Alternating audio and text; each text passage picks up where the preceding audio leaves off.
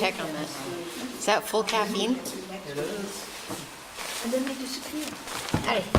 Hey, how you doing? Good, how are you? Good. I don't know, will I need my cord tonight or not? I don't know. You think we're gonna be that short? So it's just the same thing Paul presented in pamphlet form. I was writing the checks on my bed. Paul was presenting it, but I was making it into a Oh, pamphlet. cool, thank you. So I pick up this book. that So is a chip trip generation increase an administrative I approval? noticed there were some It's just papers.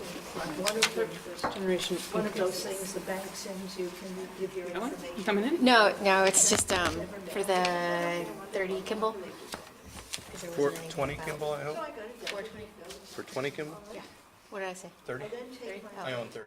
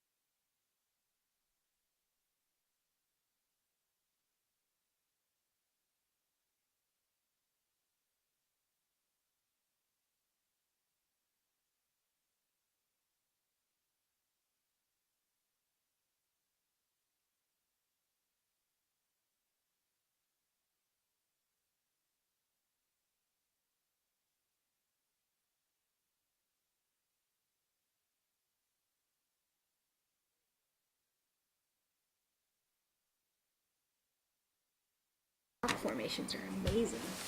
Bill, do you have a head count for tonight? Are we expecting Frank or Mark? Very cool. Yeah, Do not have a I hand. never been in Denver, maybe. I'm always expecting.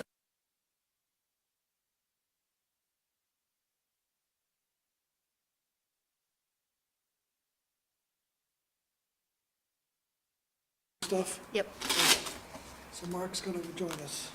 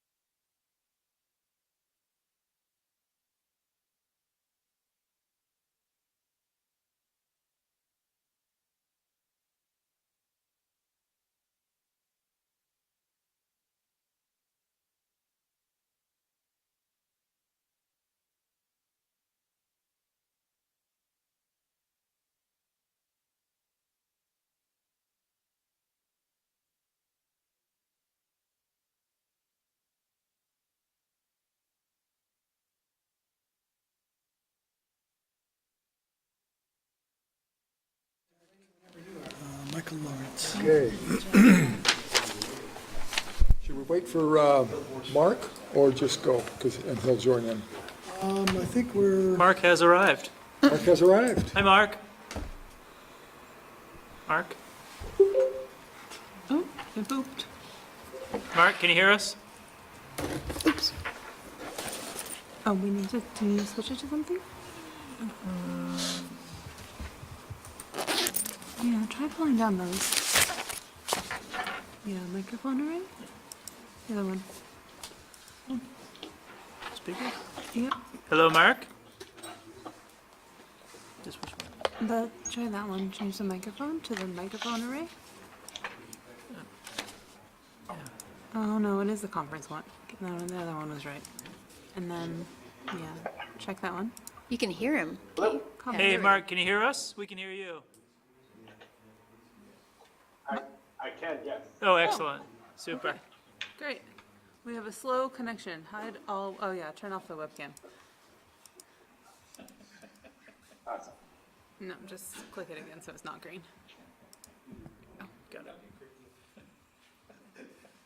Okay, Not Charlie. even staticky yet. Nope, you want to keep that one on so he can see what your screen Thank you shows. very much. Welcome to the Development Review Board for Tuesday, December 5th, 2017. It's 7:05.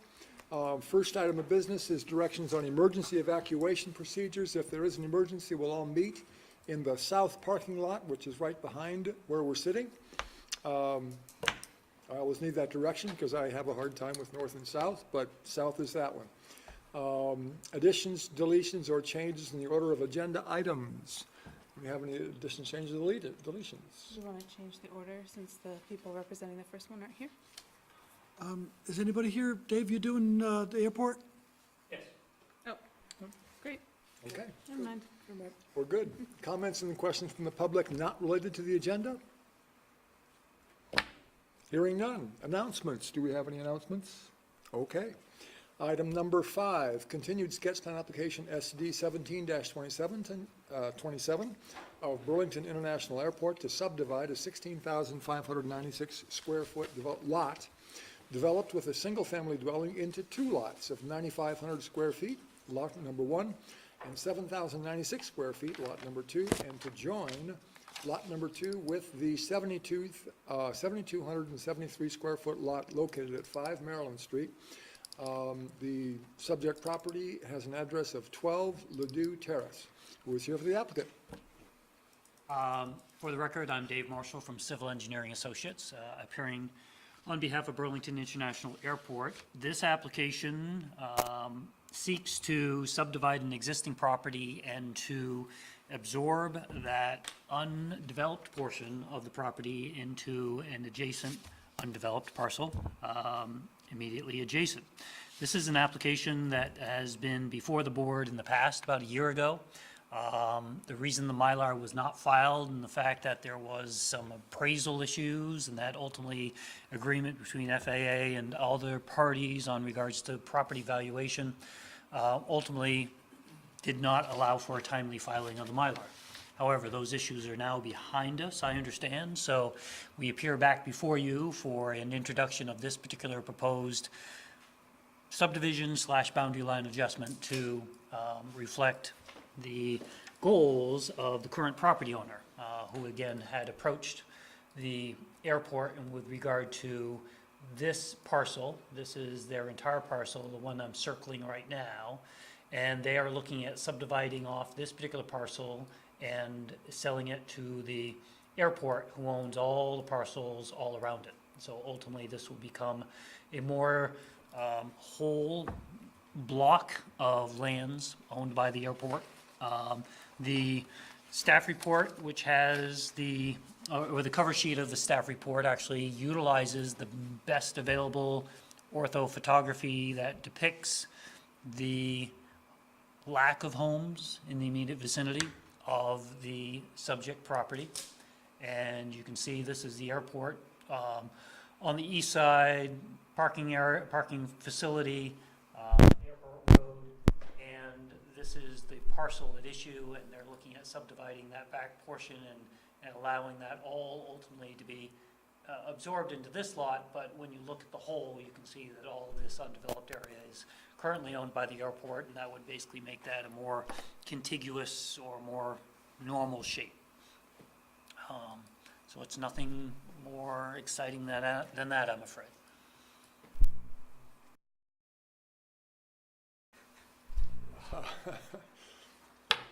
Questions from the board? What's happening with the retained parcel, and who owns the retained parcel?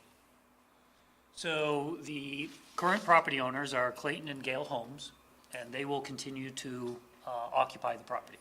And are they co-applicants with, for this application? Yes. And they live there? Yes. They're holding out. But yet willing to sell off this piece? The back portion, that's correct.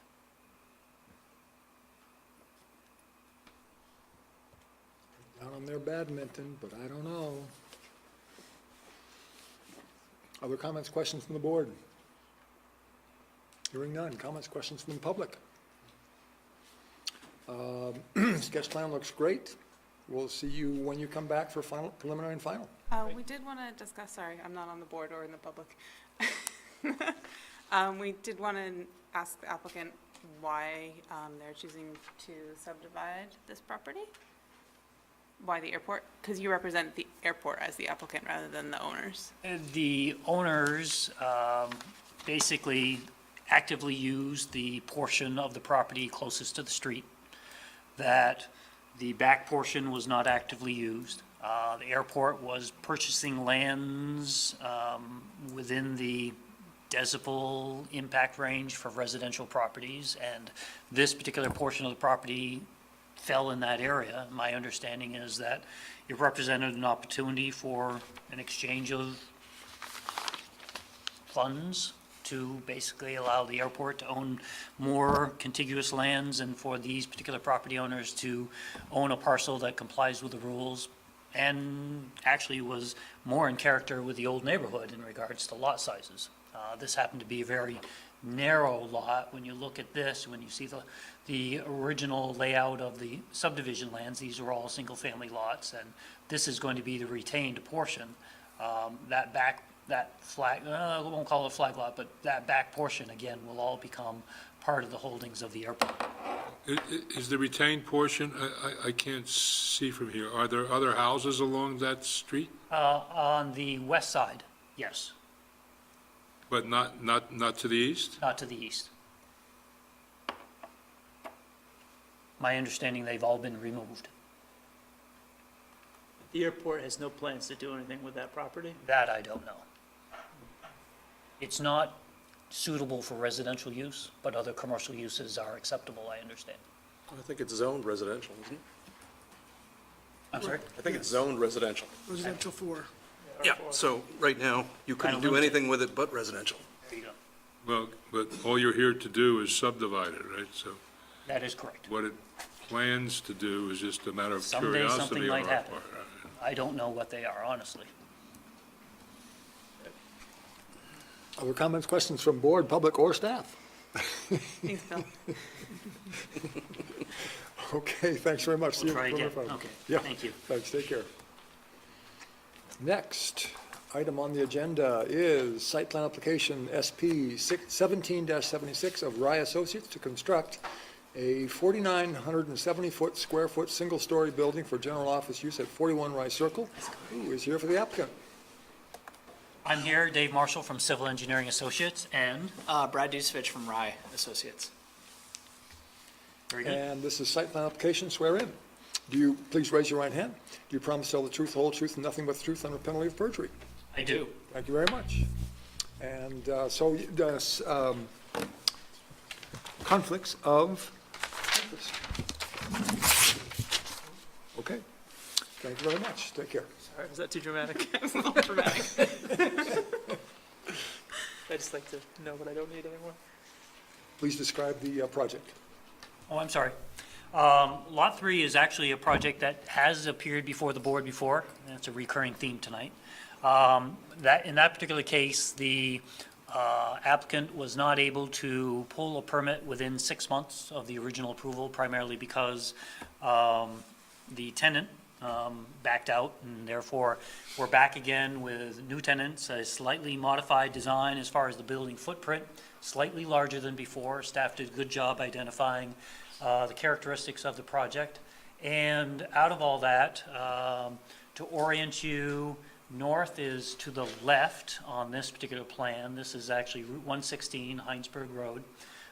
This is the Rye Meadows project, at which point there's a loop road that comes around. It's a little bit longer like this, and this is ultimately a future east-west connector that will go further west at some point in the future. But as far as this particular project, there was, as part of the mixed-use project, a number of commercial lots that had been proposed and ultimately, as far as their use, approved along the section between Rye Circle and Route 116. The concepts at the time was to have these particular buildings communicate with Rye Circle and not Route 116. So we have both an internal walkway system, recreation path on the opposite side of the road, 2 existing buildings. This is the Stonehouse? Stonehouse, thank you. Lot 1, and then on Lot 3, this particular building is nearing completion. And then this is Lot 2, and this is the subject of the application before the board tonight, where we're basically looking at, for all intents and purposes, infilling as part of the master plan development of this particular area. We have parking lots that basically service each one of these lots, and in this particular case, Lot 2, again, has its communication component facing the street. And I guess I could spend more time, but I'll leave it at that for questions to fill in more appropriate points of interest of the board.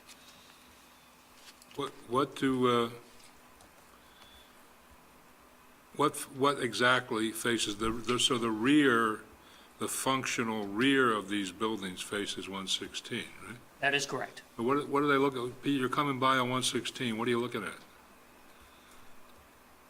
There's renderings in the, I'm sorry? I think there's renderings in the application. Yeah. No, And is there any landscaping along the road, between the backs of the buildings and the road?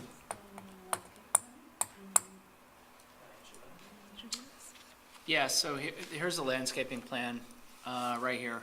So there's Route 116, I'm sorry, I'll be rude, and this is the Rye Circle side.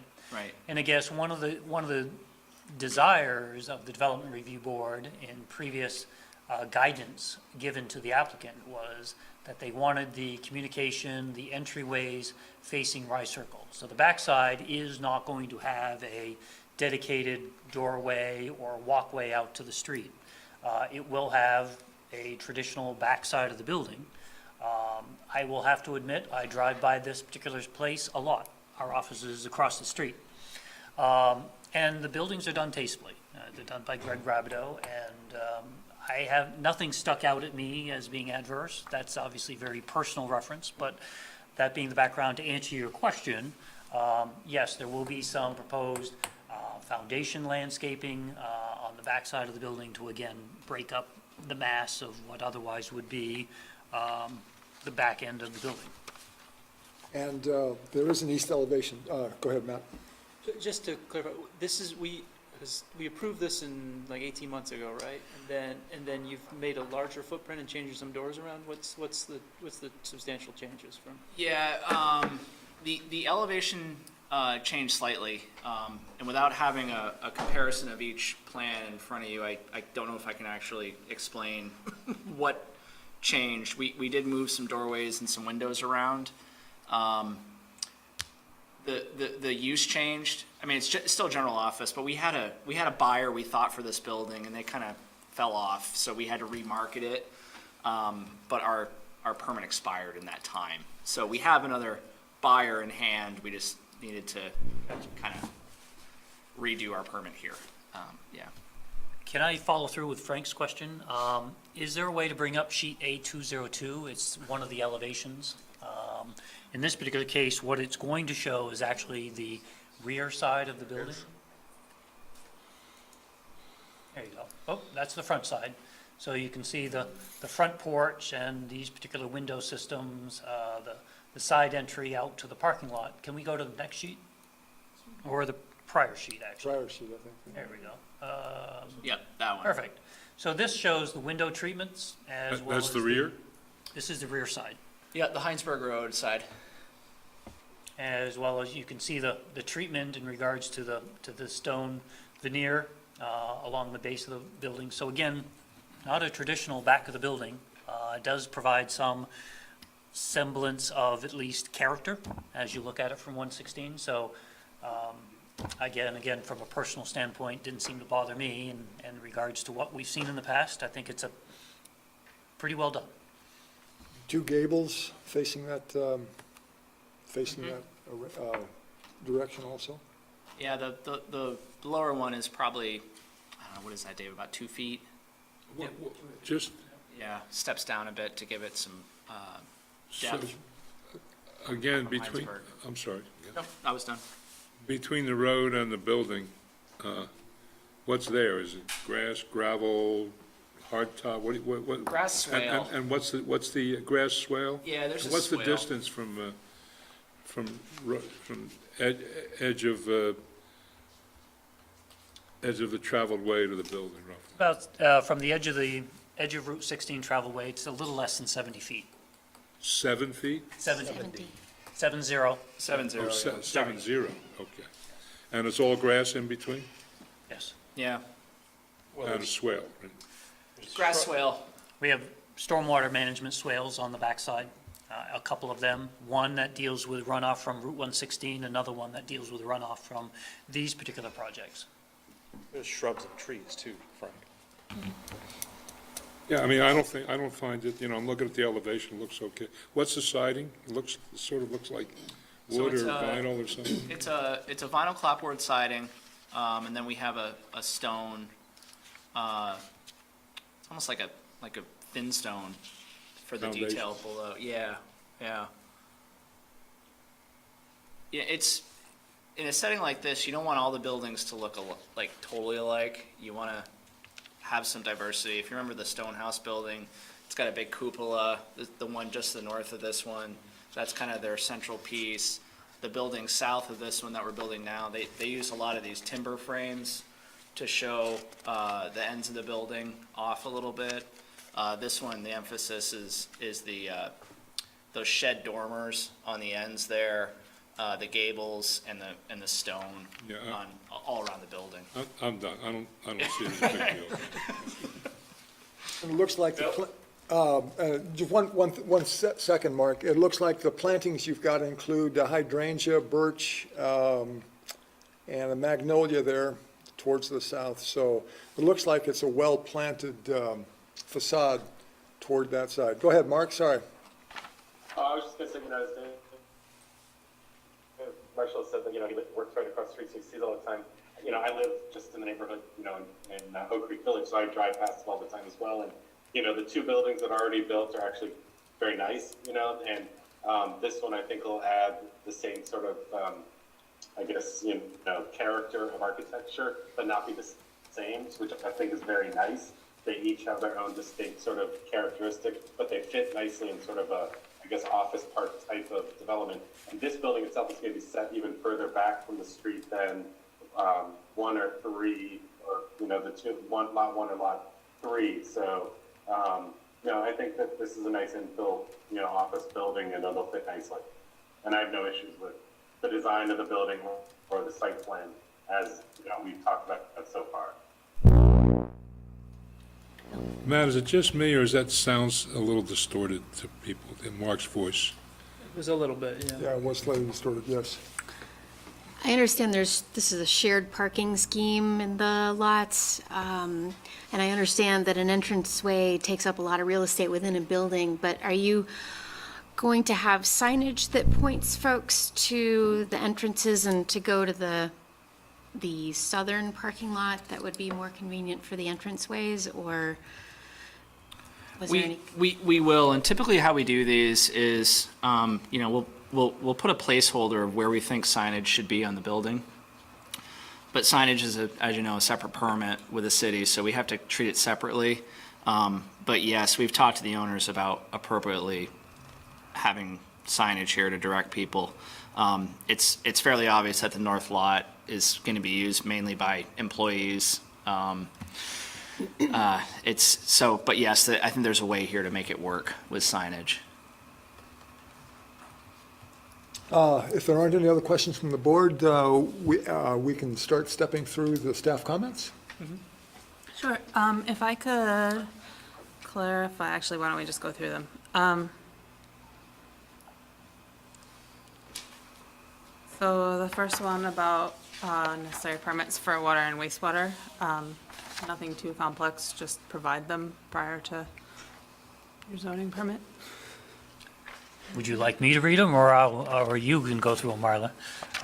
Anyways, on item 1, the original Rye Meadows project was permitted on the water supply and wastewater disposal end as a master planned development, which had commercial components as far as design flows. So that's something that we will be able to, or we have to do as part of ultimately our Act 250 permit also, is demonstrate compliance with water and sewer. So no issue there, moving forward under that particular item 1. Do we want to just walk our way through each one? So item 2, staff recommends the board discuss with the applicant whether they have provided adequate enclosure space for trash, recycling, and compost. So I'm going to lean on you a little bit there, Brad, as far as... Sure.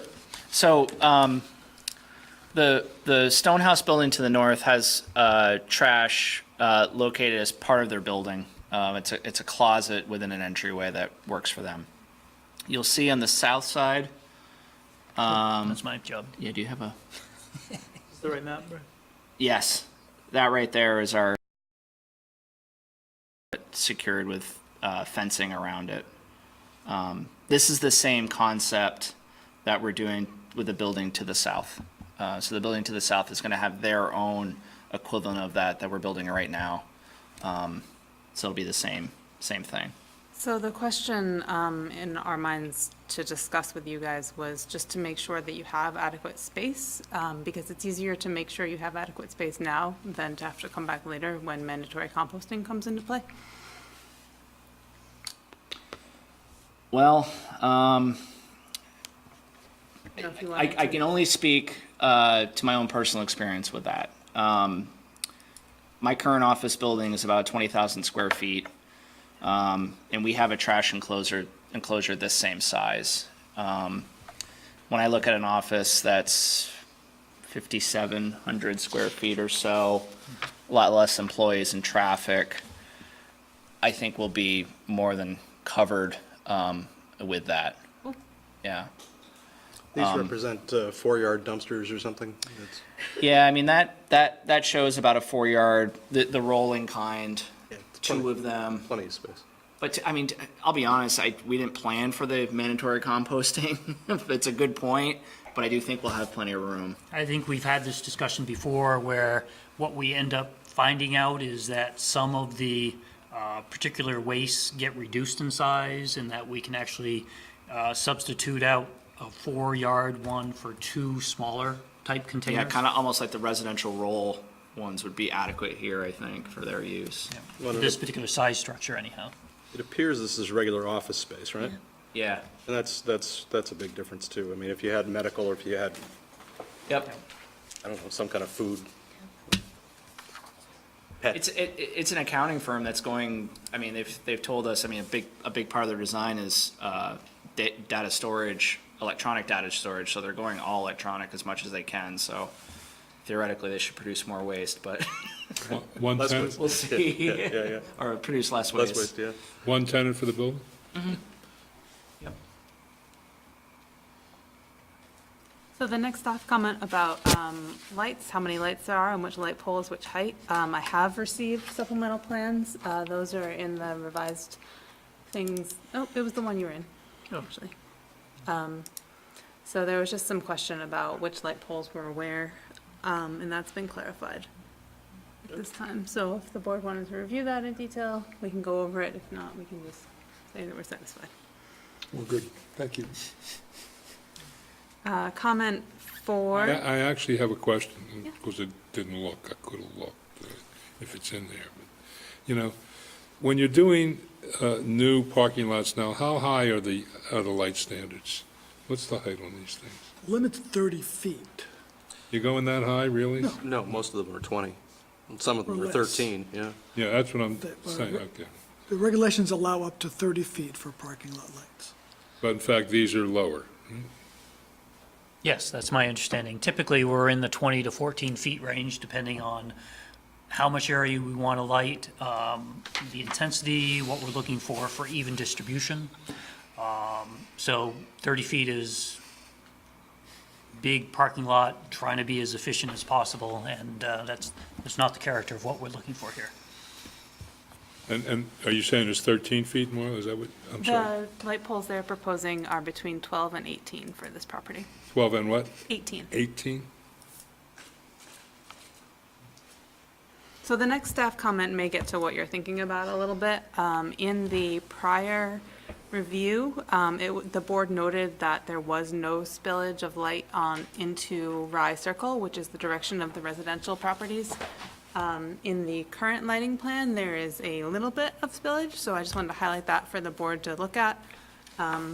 I don't think we have any specific requirements about that. It was just something the board had noted, and so I wanted to make sure we brought it up again. There is a limit as to how much light can leave the property. There's a maximum on a per candle, and then there's an average. And this is within? Well, we certainly don't have an average of what the spillage is over. I'm going to confirm what the limit is.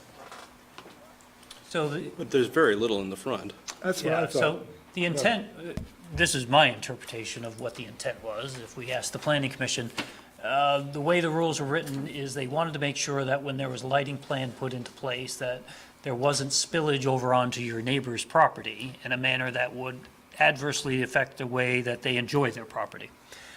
In this particular case, the spillage is out into Rye Circle, and that often has happened in the past where we're trying to light an intersection to basically provide for safe access or at least acknowledgement of where the driveway cut is. And in that particular situation, you're always going, if the property line is right here, for example, whoops, there it is, right there, and you're trying to light the pavement portions, that in the past has never been an issue. But that being the background, Marla was right that this was a change from the previous submittal to the board, and it was worthy of at least bringing before you to make sure that we've had that was brought to your attention, and if there were any issues, we could go through that. I would argue that since you've added that northern strip of parking, those employees have to get from the building to it. And so at the very least, they need some kind of light on that front sidewalk. That's what I was thinking. Did I understand you correctly that the standard is an average for the whole property? There's an average for the whole property to not exceed a certain foot candle. And that is 3 foot candles, an average. But how about on any given side? I mean, I'm not sure. The average on the entire property cannot exceed 3 foot candles. And then there's a maximum amount of spillage that can go off the property, which is 0.3 foot candles with an average not to exceed 0.1 foot candles off the property. They're at .01 and .02, so they're a tenth of that. Insignificant. If the units here are the same as, They should be, yes. There should be foot candles, yes.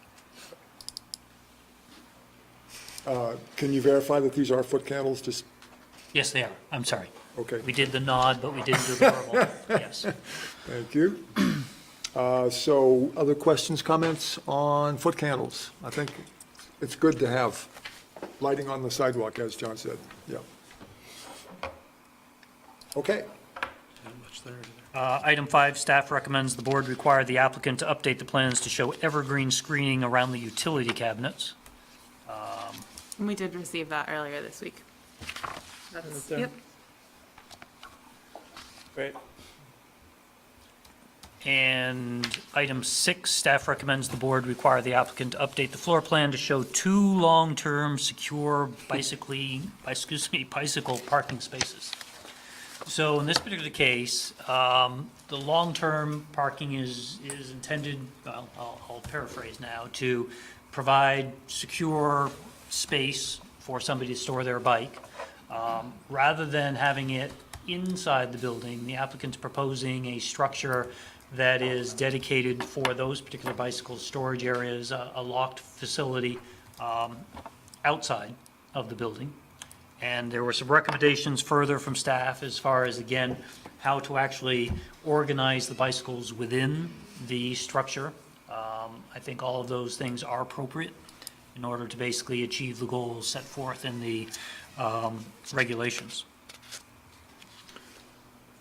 And is that,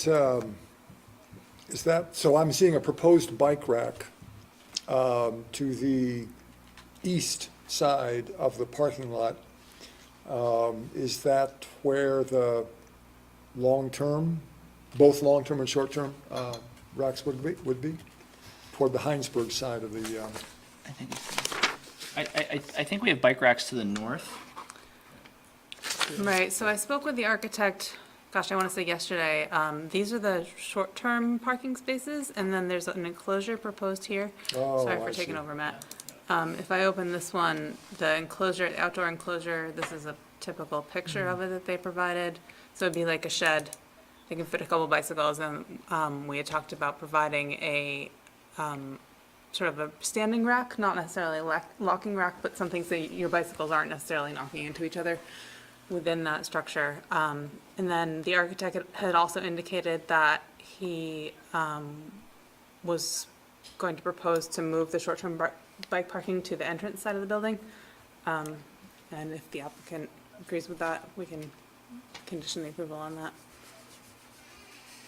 How many bikes fit in there? 2. That's their requirement.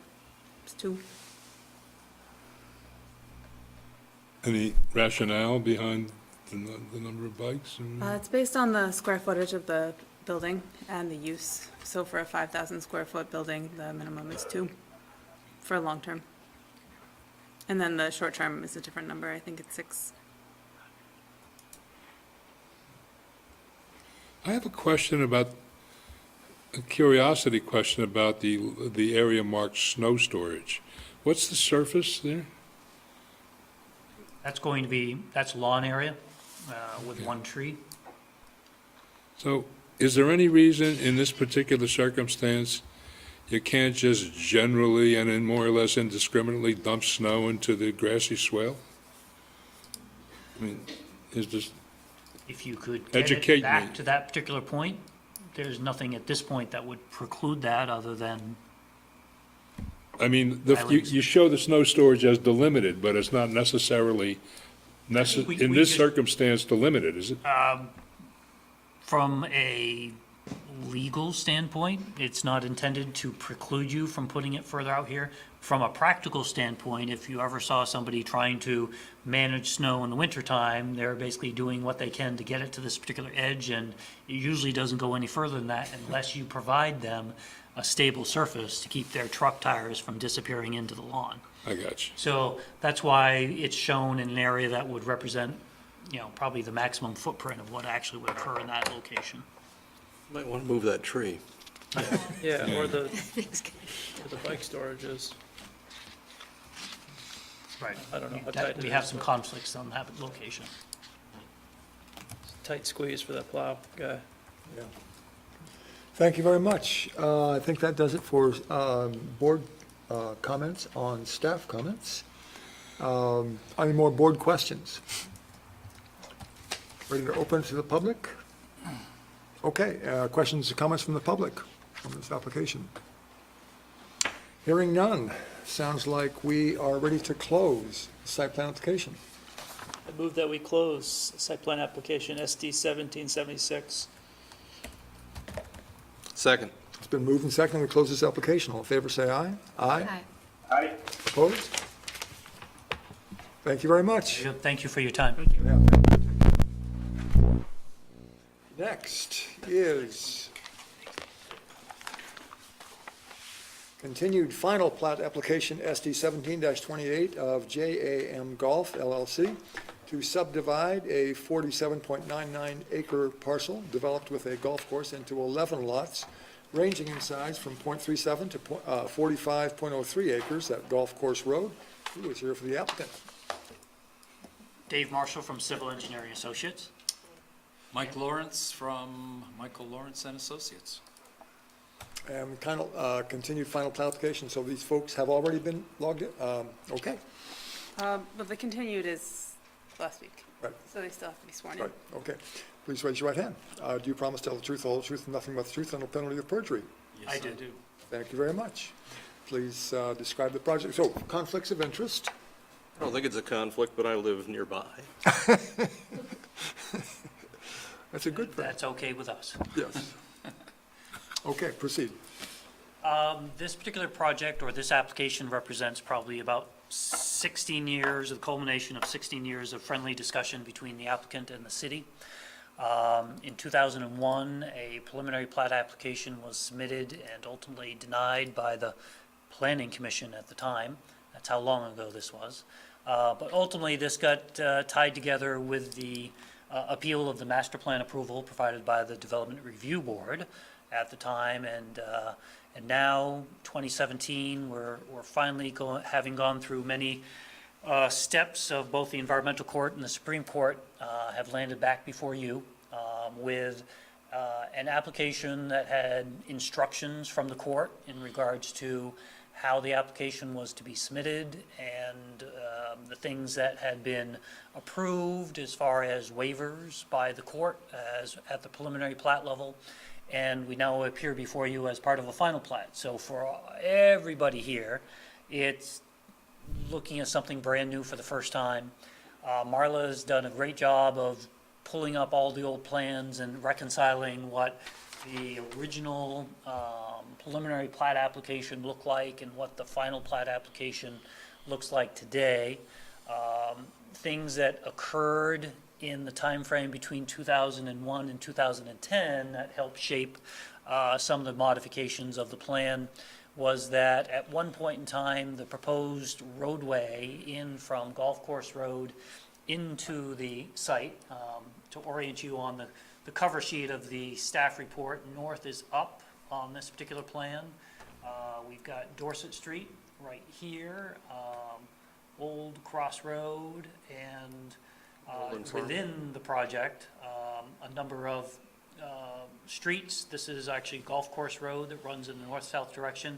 And the project of interest is right here. You'll see that the forested portion of the property is the primary area of the proposed 10-lot subdivision.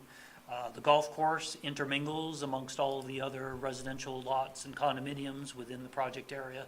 This application is located on the eastern half of the golf course property. There's also a golf course and some residential development on the west side also. But here, this is the area that we're interested in. You can see on this particular staff report, this little tail that comes in off of the main body of what we call Parcel F. Parcel F is the open space parcel that supports the golf course. Recently, probably a couple months ago, maybe 3 now, we appeared before you to seek a subdivision approval for 23 acres off of the eastern side of Parcel F. That was part of the settlement agreement with the city in which they would acquire ownership of this particular 23-acre open space area. This particular 10-lot subdivision will be removing some of that land from the remaining portions of Parcel F. And what I was getting at was this little tail, the blue area down in the far southwest corner, represents how this wooded area accesses the public street called Golf Course Road that runs in the north-south direction. Anyways, what we were trying to build our foundation for was that the parcel on the north side was sold between 2001 and 2010 by the original developer, Mr. Taft, Richard Taft. And there was originally going to be a boundary line adjustment that allowed for a slightly different configuration of the roadway. With that parcel having been conveyed, that was no longer an opportunity, so the final plat application revised the driveway to recognize that that property was no longer available to provide the originally proposed alignment, and that an alternate alignment was included in the final plat plan. So that plat plan was submitted in 2010.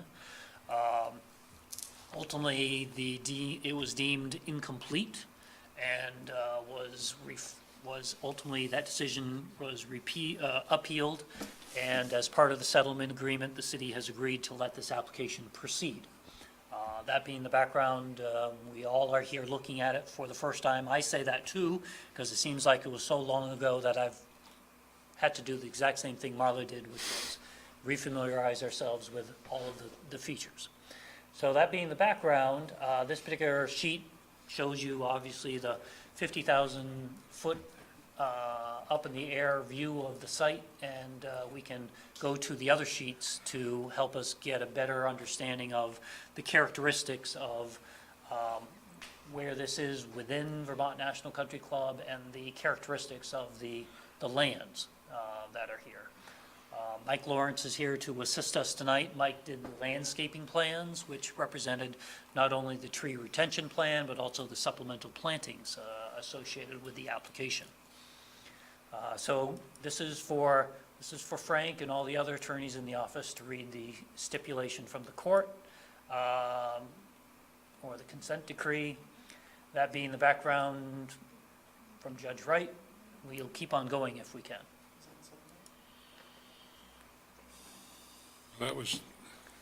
That's signed by Meredith Wright. Is that the current operative stipulation? That is correct. That was a long time ago. Long time ago. It has been amended. Staff report does talk about there has been a number of amendments to the agreement between the parties, but none that change anything that's here before us tonight. Amendments like timing of when things get completed, that type of thing. You recognize Amanda's name?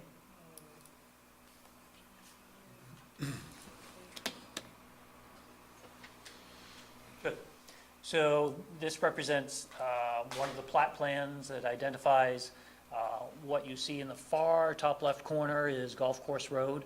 This is the rights-of-way that basically comes in off of the public street to a proposed cul-de-sac. And then we have a private street that services the remaining 3 lots with a hammerhead turnaround at the end. This particular plan shows it in a very simplistic manner, but if we continue on with the other sheets in the application, this one's probably too busy to look at this particular scale, but this particular sheet starts to identify the mapping of all the trees on the property, and the relationship of the proposed infrastructure, the lot building envelopes associated with each lot, and there's infrastructure that runs in along the roadway as far as water, sewer, power, gas, that ultimately all comes in and continues down what we have long drive and then short drive, to ultimately get to the terminus, eastern terminus of this particular project. Other features in the area, this is the 13th green of the Vermont National Country Club. This is the 11th tee over on the north side, we'll call it. And we've got the 14th hole on the left side for you golfers out there. For the rest of us, we basically are looking at, this is the existing tree limits. You can see these particular, as I follow through here, what is more or less the forested limits. This is an area with a rise in the land and bedrock. That's why the farmer never chose to remove these trees, because he didn't want to farm it, or till it, I should say. And ultimately, these have some large trees. Stealing some of Mike's thunder, the recent windstorm actually removed some of those trees. And that's one thing that Mike has been doing in the meantime, is reconciling what has been lost, not only in the most recent windstorm, but also since 2010, when the original application was submitted for the final plat approval. So that being the background, we can continue to kind of thumb through these. This is the profile of the project, and we can talk a little bit about staff report and the numbering system, but why don't we continue to thumb through here a little bit further, standard, typical details and sections. Eventually, we'll get to some of Mike's handiwork that actually shows his depiction of the existing conditions as it relates to the vegetation on the property. And of course, the landscape architect uses color, so Mike being the colorful person that he is, I'll let you talk a little bit about what your plans attempted to do, and out of all that, bring the board up to speed on what the characteristics of the site are. I'm sorry, Mike, could I ask one question first? Just up to the, I'm not sure I have the orientation right, the top, that corner up there, how much of that incoming road exists and how much will be built as part of this phase? So currently today, there are 2 homes that share a driveway that comes up through here. This portion would have to be reconstructed to conform with city standards. But there is a shared driveway right now that basically services the home at that particular location on the north and this home on the south. Is their address Golf Course Road, those 2 homes? No. Yes. They face Yeah, Golf Course yes, Road? yeah, they do. Yeah. They have frontage on Golf Course Road. Their garages face out onto the common driveway. I see. How wide is the new roadway? It's 24 coming in, and then it goes to 20, right? Yes. So Mike says, and Mike Mike helps me out in my memory, 24 feet is the width coming in. Traveled way? Paved road. Keep in mind that we're working not on your current standards, but the ones that were in place in 2001. Is that necessary? That's what the court requires that we all proceed with. No, is it necessary to be 24 feet? Can it be narrower? Yes. Oh, good question. Hadn't really thought about that. Well, if you Google Earth this, which is really stunning, there's going to be a huge impact to those 2 families that are there now. And I understand that they bought it probably understanding that there would be an easement there. But right now, it's a driveway width, which is probably 16 or 18 feet or something like that. More or less, yeah. Or less, yeah. And so if it could feel less intrusive, I would think it would be beneficial. That's just my take. Fire department probably will have a whole different idea on there. So, good segue, John, as far as pulling the fire department in. They will look for a minimum standard of 20 feet, curb to curb. So we're talking about a 4-foot difference. I do appreciate your thoughts on that. And, one of the benefits of making it narrower, good or bad, is that it will, the narrower it is, the less people are going to feel that they can park parallel within that travel way. I would like to think that we would try to minimize the impacts on those 2 property owners in some way, the best way that we can, and not having the new neighbors, visitors spill out into their side yards. That's an interesting idea as far as how we could mitigate that. We do want the existing houses to have a new feeling about their driveway. We do want them to feel that this is no longer a place that they can simply run across, or their kids, dogs, cats can simply run across. We do want them to have a new, so curbing is going to be very important, and signage and all that stuff, and striping in the streets, and it's going to have a whole different feel than just a driveway for safety, but. And it will have a sidewalk also. Yeah. Oh, okay, that'll help. It's going to have a suburban feel. The question ultimately, as far as the pavement area where the vehicles travel back and forth, is what signals do we want to set there? Given what's going on there, I assume these lots are all contemplate single-family houses, yes? That is correct. There was no way to access this further to the north where the entrance to 12, I think it's 12, isn't it? I don't know, the golf course cuts through just above this. So we got the 11th hole up here, and this is the 13th hole here. Yeah, no, I'm talking up by the top. Oh, I'm sorry. If you traveled up Golf Course Road slightly, past, I think it's 88, and turned right, Yep. you couldn't access back that way and, well, I'm just Yeah. suggesting there's a This pretty, is- pretty big impact. Yes, this is so certainly from the golf course, and that was the first thing here, is that they have their golf cart path, they have an outhouse or a house you relieve yourself at right here, as well as golf tees. So trying to put a roadway in here would change that significantly. Yeah, but It never came up as a thought, is this not the golf course that's building it too? yes. Okay, so who cares? Well, other than topography, when we get back to the site plan, you'll see that there's a very steep slope on this particular side.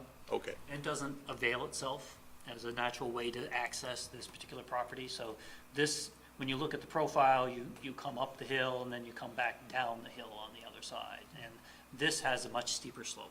So that's probably why in plan view, it looks like it's a no-brainer, but the reality of the topography would make that very challenging to do.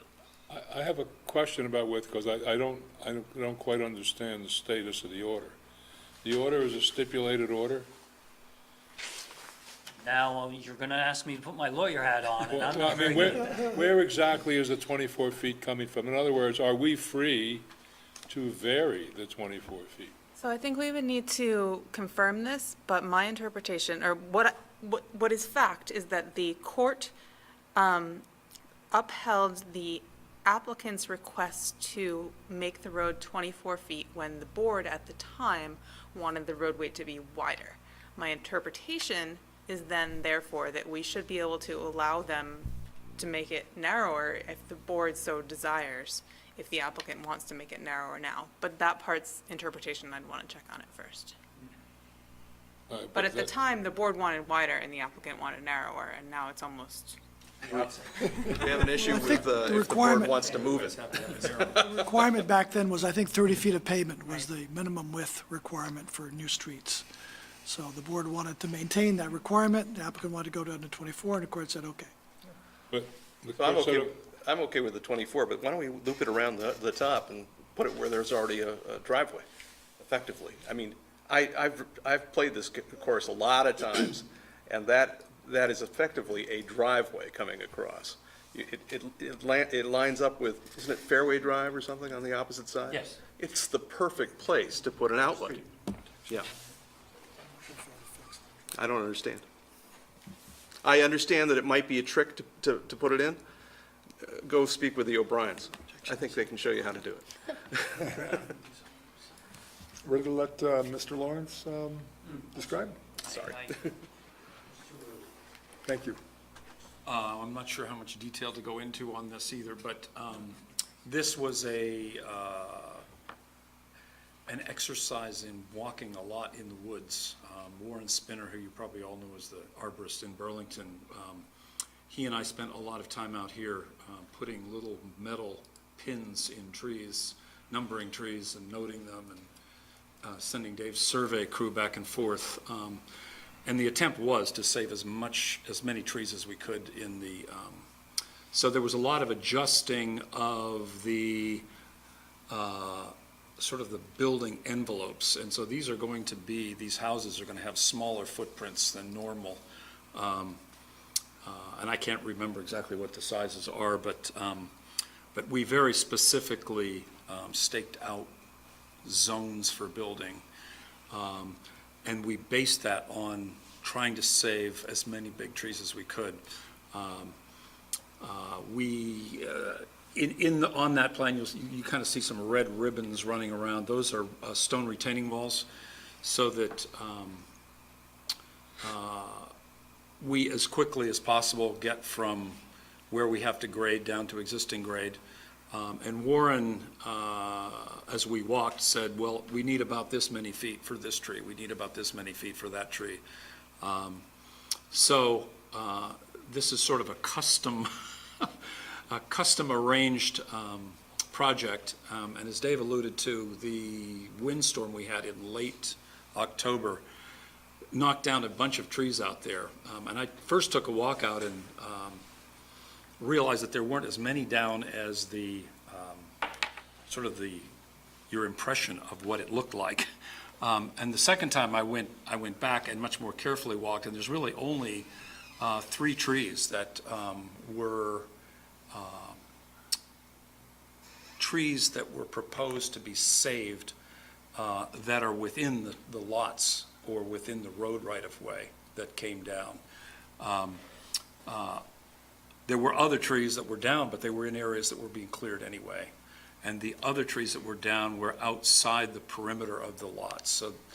So all in all, it looked like there were a lot of things down, but in the broad sense, we really only lost 3 trees that we were hoping to save.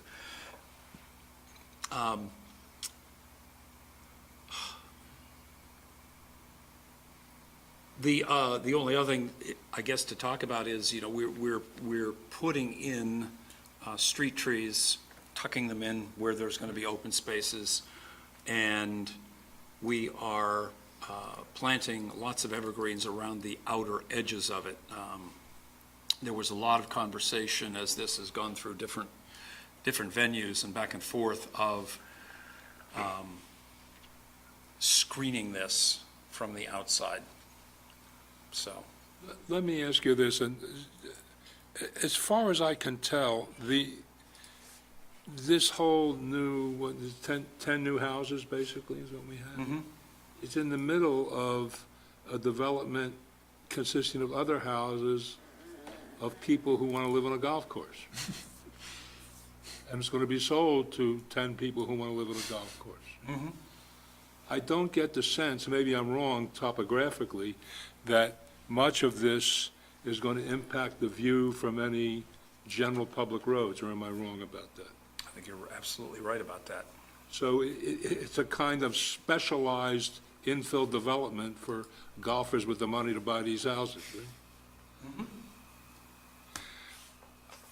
right? Unless the staff has some specific questions, I don't think there's much to quibble about the landscape. Well, I think they're clearly doing a yeoman's job to try to save as much as possible. I think that's great. Yeah. I'm gonna quibble about the driveway, but it's nice. The work you're doing is obviously terrific. Yeah, I think it's a nice display. Once you look carefully at the legend, it's a nice display of what stays, what goes. The brown goes, the green stays, and there's symbols for try to save and all that stuff. I think you've done a beautiful job of putting that together, and I hope that staff has a good sense from this of how things will fit together. I certainly have a teeny tiny sense of how it'll fit together, but I've unless played that par 3 a number of times though, and those houses are in trouble. We find a lot of golf balls in there. yeah. Unless there are questions about the overview, I'm ready to start stepping through the questions. If I could give a little intro to staff comments. The permit history of this project is, as Dave alluded to, extremely complex. The application has been appealed to the environmental court and then appealed to the Superior Court or Supreme Court a few times. The things which are the subject of the board's review are the things which are different from what the court stipulation approved. And the things, I guess that's it. It's just the things that are different. So up at the beginning of the staff comments, there is a list of things that have changed between the prior approval and this approval. Those are the things which we have authority to review, as the board has authority to review. The applicable standards are those listed on pages, I guess, 3 and 4. Yeah, I guess it's most of it. Yeah, 3, 4, 5, and 6. These are not the standards you're used to seeing. These are the standards which were in place in whatever it was, 2006 or forever ago. So just, you have to put on your long time ago hat when you review these things. Wayback Machine, Right. okay? But Thank you so very you're much. saying we have a limited Limited- scope and limited powers? Yes. Well, you'll just have to stop us at times, I guess. So with that in mind, questions about the driveway. I don't know that, the driveway hasn't changed substantially, it's changed a small amount. I don't believe the board has the authority to require them to realign the driveway unless they were already proposing something dramatically different. They're proposing a minor adjustment. We feel that the court would say that's insignificant and doesn't warrant a full throwing away of the prior decision. Good. Sorry, John. I'd like a legal opinion on that, The minor adjustment? whether or not it is.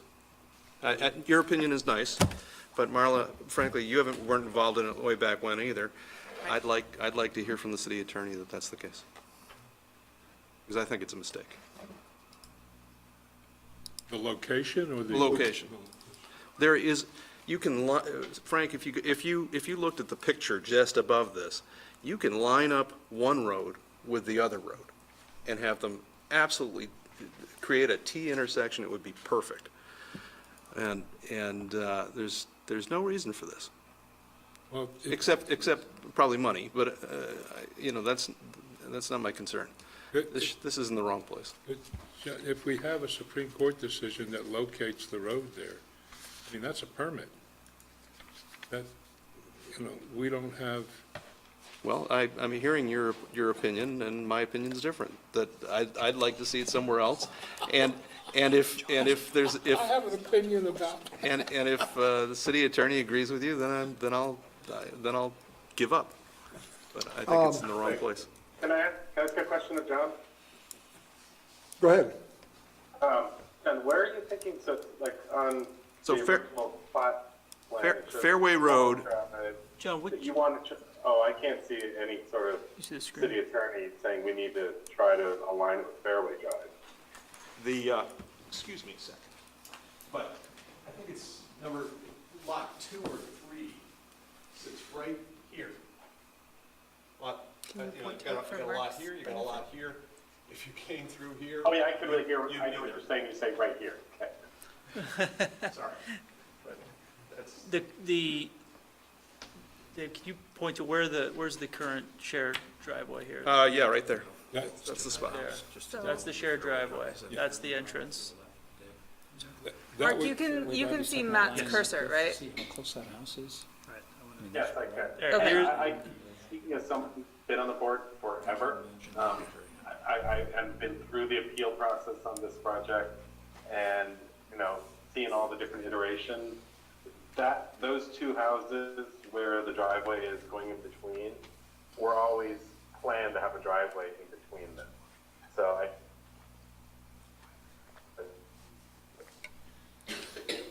Dave's talking about minor tweaks. I think the location of that driveway or that road is where it is, because that's where it was always planned on going. Okay. Okay, so let's take a sense of the board. Do we want to ask for an attorney's opinion? John?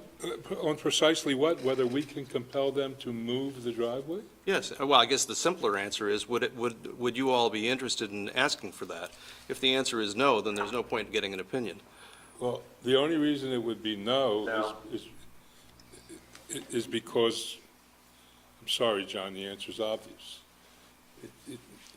It's a major change. If they want to change, if you can persuade them to change it, and they want to apply to change it, to amend the permit, then we could have notice the hearing and do that, but we can't. I would vote against having the city attorney bother with this. Okay, that's two. Jennifer, Matt? I don't know, but I'm assuming the Supreme Court judgment holds, and if that's the case, then I don't think we have jurisdiction. Well, that'll do it. I Okay. lose. Thanks for I still withdrawing. think it's in the wrong place. I think you guys should be convinced of otherwise. John, different is right here where you're thinking Yeah. it should be continued. Yeah. Uh, Yeah, this- and that little loop that you see is the outhouse, and backs up to the back, actually, it's sort of half on one lot and half on another, right?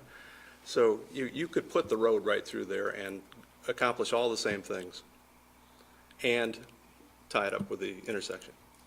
Well, it doesn't stop us from asking the question, are you guys interested in doing that? Because, you've been playing around with this for 15 years anyway, I guess. If you think What's it's a good. another 10? If you think it's a good idea, would you like to apply to change it to fit John's view? If it's available, it makes sense. So Mike points out that the alignment, if we were to try to do a perfect alignment with Fairway Drive, obviously puts it very close to this house. You can see the separation of these two homes in relationship to what is the proposed roadway into the site. And those homes, as Mark indicated, are set up specifically for that in mind. Not sure if this particular person would be real excited about having a roadway next to their home. But at this point in time, based on where we've been and where we are today, I think my client would say we would like to proceed with the preliminary plat approval from the court. Okay, staff comment number one. I've lost before. As have we all. Exactly. Staff comment number one, staff recommends board discuss with the applicant whether they intend to make the pump stations public or private. They will be private, and as far as the recommendations from Public Works Director Justin Rabideau, we are amenable to that. Very good. Comment number two. Staff recommends the board adopt the Director of Public Works comments as conditions of this approval. And in this particular case, what the discussion points are is primarily how water is, potable water, public water, is distributed amongst the site. Historically, there was an agreement between the applicant and the water department on how this particular project would represent a phase one extension of the water main through the remaining future development areas of the project site. Justin has taken a little bit further in regards to his recommendations on ultimately how the Wheeler parcel would be served by water as part of a looped system. And at this point in time, the applicant will accept those recommendations. Kind. I had a question about, is this about the potable water, the quality versus quantity? It's more a reliability issue. When the water departments or any designer is looking at designing a water distribution system, having it what we call looped, which means comes in a complete loop. If we find that there's a portion of the system that needs to be worked on, that you can shut off some valves and the people on either side can continue to be served without shutting off everybody. So there are benefits as far as redundancy when it comes to fire flows, being able to pull water from two different directions creates significant improvements in hydraulic performance of the system. So there are residual benefits of creating these looped components of the system. So there are loops currently throughout the Vermont National Country Club project. In fact, there are water mains today that cross portions of the golf course where there's no secondary benefits, no homes or commercial businesses that benefit from those lines, other than the fact that it completes the looping of the system. So this request is a continuation of the concepts put into place in the original project back in 1996. Number three looks easy. You will revise the plans to indicate the size of the proposed water mains. So I will just a slight pushback there. Sheet 4 does show the size of the water mains, but it's on the profile. It's not on the plan view. So this comment is correct. There is information if you dig deep enough, but we are happy to add the size of them. And they're all 8-inch lines on the plan views. Does that make sense, Marlon Ray? Yes and no. So the DPW comment prior to that requested that it be a 2-inch. They provided, if I can jump in, Marla, they recommended that the minimum size line for the private road be 2-inch. and that for the main line on the public road be 8-inch. We're carrying 8-inch all the way through, both the public and the private road portions, because ultimately that's part of the future looping that's going to go throughout the remaining portions of the Vermont National Country Club. So Okay, so as you much have as the we pressure to could have gotten support an away with a 8-inch. 2-inch line, it's part of the master plan that it's part of. And you it's an have the 8-inch. pressure to support an 8-inch? through I'm there? sorry, Marla? You have adequate pressure to support an 8-inch through there? Yes. Next comment, also numbered 3, adopt the recommendations of the deputy fire chief. We have no issue with that. They Okay. specifically talk about the character of the radii coming in off Golf Course Road and either modifying it to make it very large, which is inconsistent with perhaps some of the things we just talked about here, or just making sure that if it's a narrower radii, that it's mountable, which would basically be a different type of curb shape to facilitate emergency vehicles, large vehicles to go up on the curb if they had to. Number 4, revised landscape plans showing proposed hammerhead turnaround and driveway configurations, and tree shading and legend be updated for clarity. Happy to do it. Okay. Comment number 5, revised plat showing the entirety of parcel F and reflecting the July 19th, 2017 subdivision. So we're happy to do that. In fact, we have done it. So we'll provide that plan in the near future, hopefully. Very good. Number 6, looks a little complicated. No problem. Waiver and conditions of the 2009 preliminary plat decision and judgment. It's written out by the court, so we're happy to, we're not going to push back on that one. Exactly. Right. Number 7, staff recommends the board require the applicant to submit a letter of planning condition requesting review proposed street names, obviously. That is, we do need to do that. Okay. Other comments, questions from the board? I'd like, since I got shot down on everything else, I'd like to see that roadway between the two houses as small as possible. Small is reasonable.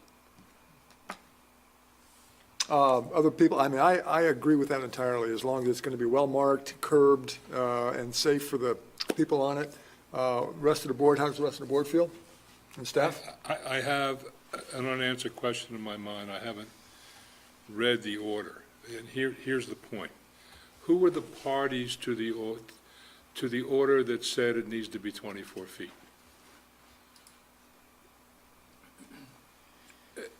My understanding is this wasn't a contested order. In other words, you got to a certain point in the proceedings, and then there was an agreement reached. Is that correct?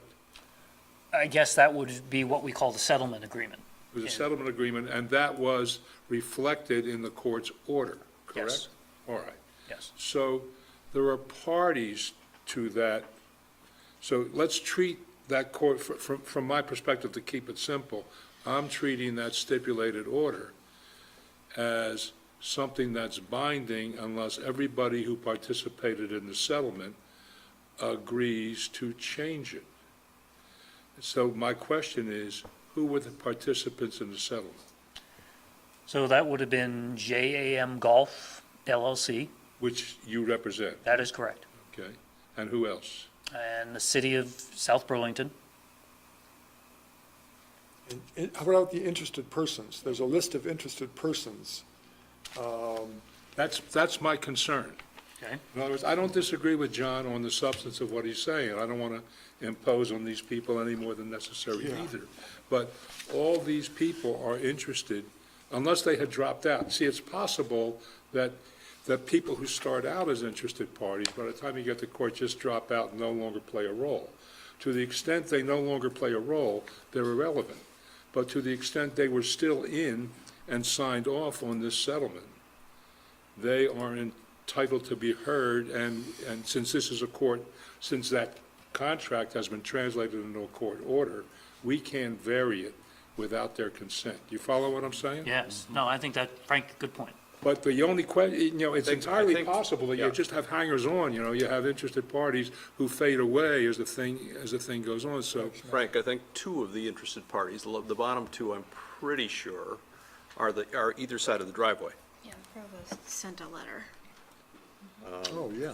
Yeah, but how about the rest of it? I'm not sure, but my guess is if you asked the current interested parties, they probably could find the other interested parties pretty quickly. Well, I think that is a procedural necessity.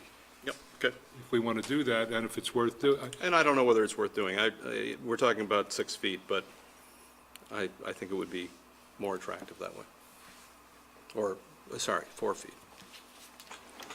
And it already calls for the private road to be 18 anyway, right? Yes. Yeah, and there are 2 letters included in the packet from Don and Lisa Angwin as budding property owners, and also from Michael and Heather Provost, who are listed as interested parties on the decision, judgment, whatever it's called.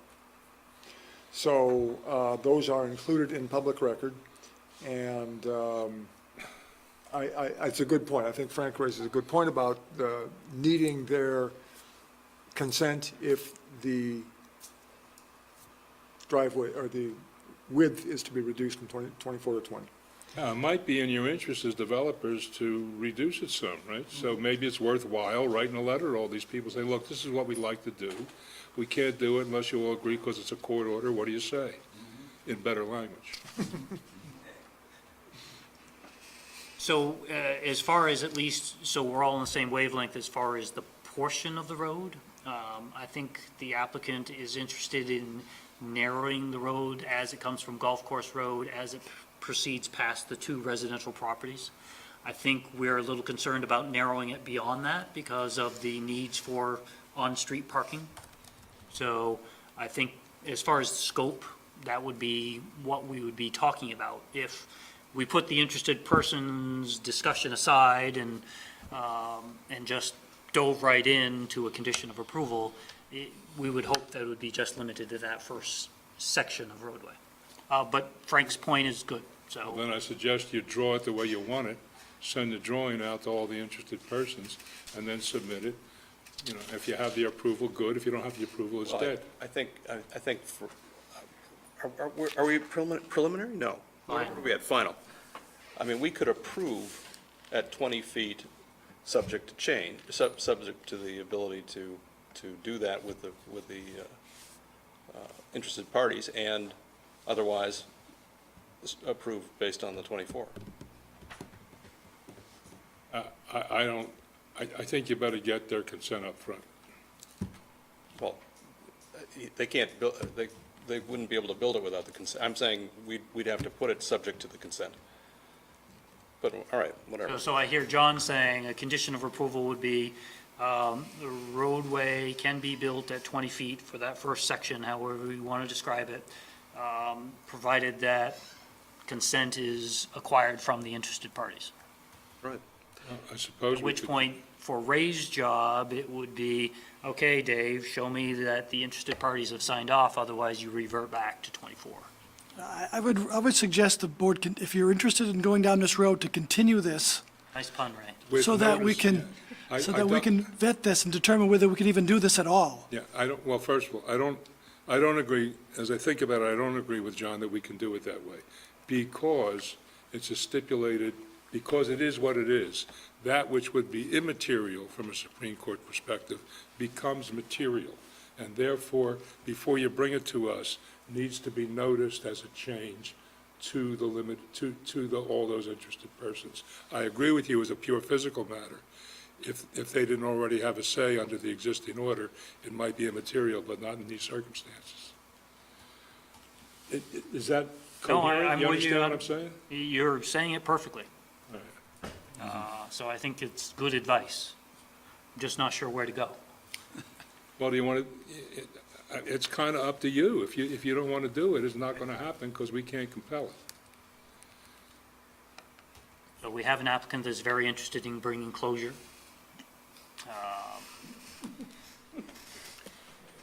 Do you want to continue and come back in 2 weeks with an answer? I mean, 2 weeks isn't a No. whole hill of beans.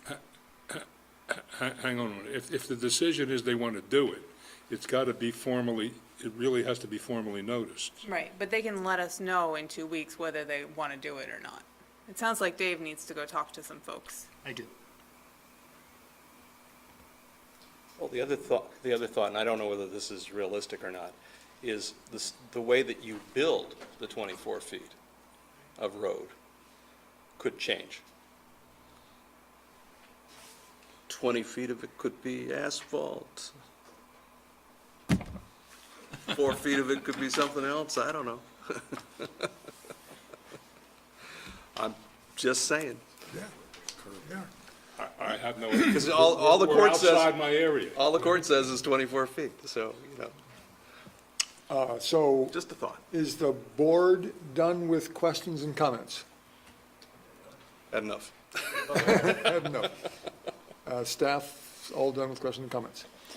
From the public? As a surveyor, I just want to know what the right-of-way is between those houses. There's existing right-of-way, and that's a very important thing. And if you reduce the right-of-way, you can reduce the road, but the right-of-way allows you to do whatever you need to do. That's my take. Yep. Good point. So to answer the question, the rights-of-way is 60 feet wide. That any road narrowing would not narrow the rights-of-way. Okay. Other comments from the public? We do have the 2 comment letters. Sounds like everybody saw them as part of their packet, but I have hard copies Right. if anybody wants. Right. And you saw the 2 comment letters from the public? I did, I don't know if Mike did. They talked about landscaping and Yep. And the construction of the, construction details of the driveway and so on. Well, they also spoke about concerns of trees that were taken down on 13 and maybe 14. Yep. By Barrett's this past year. Yes. Were those just dead trees? Is that what was going on? it was a combination of, I don't know if we can bring up a plan to help orient you in regards to that activity. But I spoke to Dave Evans, the superintendent of the golf course, and they did take down some dead trees. They took down some growth that had occurred behind the green, and they also cut down some trees here. And the reason they did that is that one thing with golf courses, and especially greens with extremely short grass, maintained grass, is that you're looking for, good air movement to basically minimize various types of diseases that can take hold. And the other thing is that in the morning time, you're also looking to try to add light into the area. It basically helps greens, and there were some trees that facilitate both the air movement and more specifically the sun access in the morning. So that's what the background was. It was a golf course maintenance activity. Had nothing to do with anything here. They took down 2 dead trees on this side near the cart path, and they took down some secondary growth that had come up since the course was originally built in '98 to basically try to improve the air movement through this area. So that was what the activity was. Staff's concern was that it might have been inconsistent with the tree retention plan. My feeling is that the tree retention plan was intended to basically deal with this mass and not the little finger out on the end here. So that being the background and the fact that all of these trees were all going to be retained as part of the tree retention plan was kind of like a no harm, no foul aspect, but that's not a technical term. But again, that's what the intent was, and it had nothing to do with this application in regards to intent or proceeding with construction prior to approvals. Ray, how does taking down a tree at the golf course compare to taking down my little apple tree that I took down a couple of years ago and had to replace it with 6? I'm How not does that sure. work? I'm not sure. These trees are not trees that were required to be planted as part of the golf course. These were existing trees that were left when they built the golf course, sort of like a forested area. And I think the city did approve a maintenance plan for the golf course. When it very first came in, there was a very extensive description of all the practices they were going to use in building and maintaining the golf course over years. So I'm assuming that there must be something in there about removing of trees when they're too high or in the way or whatever. I mean, you can't just build this course and never cut a tree or branch the whole time it's there. That's true of buildings, too. Yep. But the city doesn't seem to care about that. So I'm asking a real question. I guess it's different than a tree that was required to be planted as part of a building. Okay. And it's being removed or fallen or Well, dies? when we approve something where there's pre-existing trees, they're approved as part of the plan too. So these are pre-existing trees that were part of a plan. I'm not trying to make them put 6 up, I'm trying to stop making me have to put 6 up. But I So, guess, so to go to Ray's point, just to burn 30 more seconds of your lives, there are times when applicants will come in and ask for credits for retention of existing trees as part of a compliance of how to satisfy the value of landscaping required based on a proposed building. What I'm hearing Ray say, and I would agree, that these particular trees, whether it be over here or whether it be over here, weren't part of a program to basically demonstrate compliance with the regulations at the time. And I've been through with Ray before, where there was an approved tree and it had grown to a beautiful size, and we said, oh, it's got to come down. He says, you got to put it back, the value, not of when it was originally installed, but when it is, what it is right then and there. So it has created value, it has created a certain character for the area that was always intended when it was planted there to grow and to basically mature. Dave, and that being the background. stop making his point. You're not helping me. No, not helping you, John, I know that. I have a question, I guess, raised by this letter, which I didn't see or look at before. The provost, right, our other concern is the court-ordered tree preservation plan for the wooded area behind our home, which lies between 13 and 14. Is there in fact a court-ordered tree preservation plan? Now, I'm going to ask you broadly, and I'm going to ask the staff if they know. Does whatever you did comply with that court-ordered tree preservation plan? I think that tree order preservation plan was the plan we presented to them, because it, That's not what I asked. okay. No. The plan exists, right? All Yes. right, we got that. And the question is, did what you were doing in whatever trees you cut, and however you went about it, comply with the tree preservation plan? So I have 2 questions. A, what's your answer? And B, do you know? The only outstanding question from staff are the few trees that were cleared within the tree preservation area, which I'd emailed Dave about, and I don't think that we had the chance to close that loop. We were able to identify a few 4 to 6 inch trees. The tree preservation handbook excludes a few categories of trees, things under 2 inches, things that are invasive, things that are dead or diseased, things that could damage other things. If the trees that were cleared were in those categories and within the tree preservation area, it's fine that they were removed. If they weren't, then, as we were talking about, they need to be replaced. Otherwise, the large trees out by 11 and 13 were outside of the area, and those were fine. Well, but I'm still asking the same question. Not if. I mean, obviously, if there is an order, and if the order was violated, it's got to be remedied.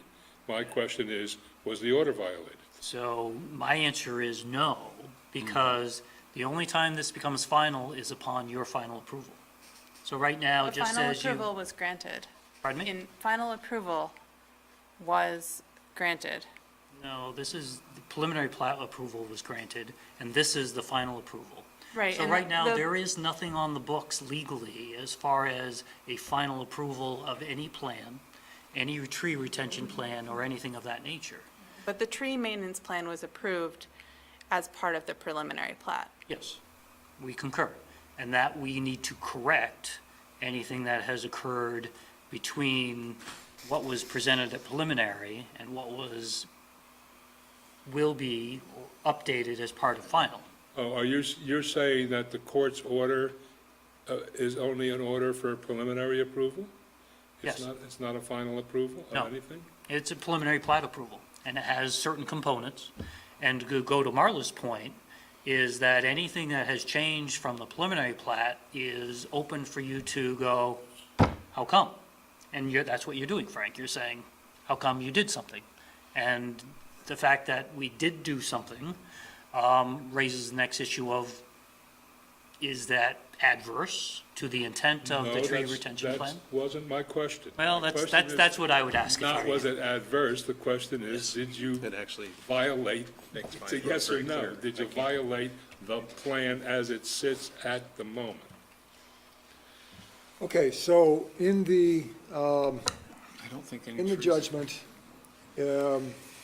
The judgment order on page 2, it says applicant's application for final plat approval shall include, in addition to the materials listed in section 204.1 of the city subdivision regulations in effect on 2001, the plan submitted in exhibit such and such, the tree preservation plan for Vermont National Country Club, 10-lot subdivision, blah, blah, blah, by Warren Spinner, there you go, and the tree inventory and reports that were admitted as exhibits 52 and 53, and for each lot, a tree preservation handbook, including definitions of all allowed activity on the lot and so on and so forth.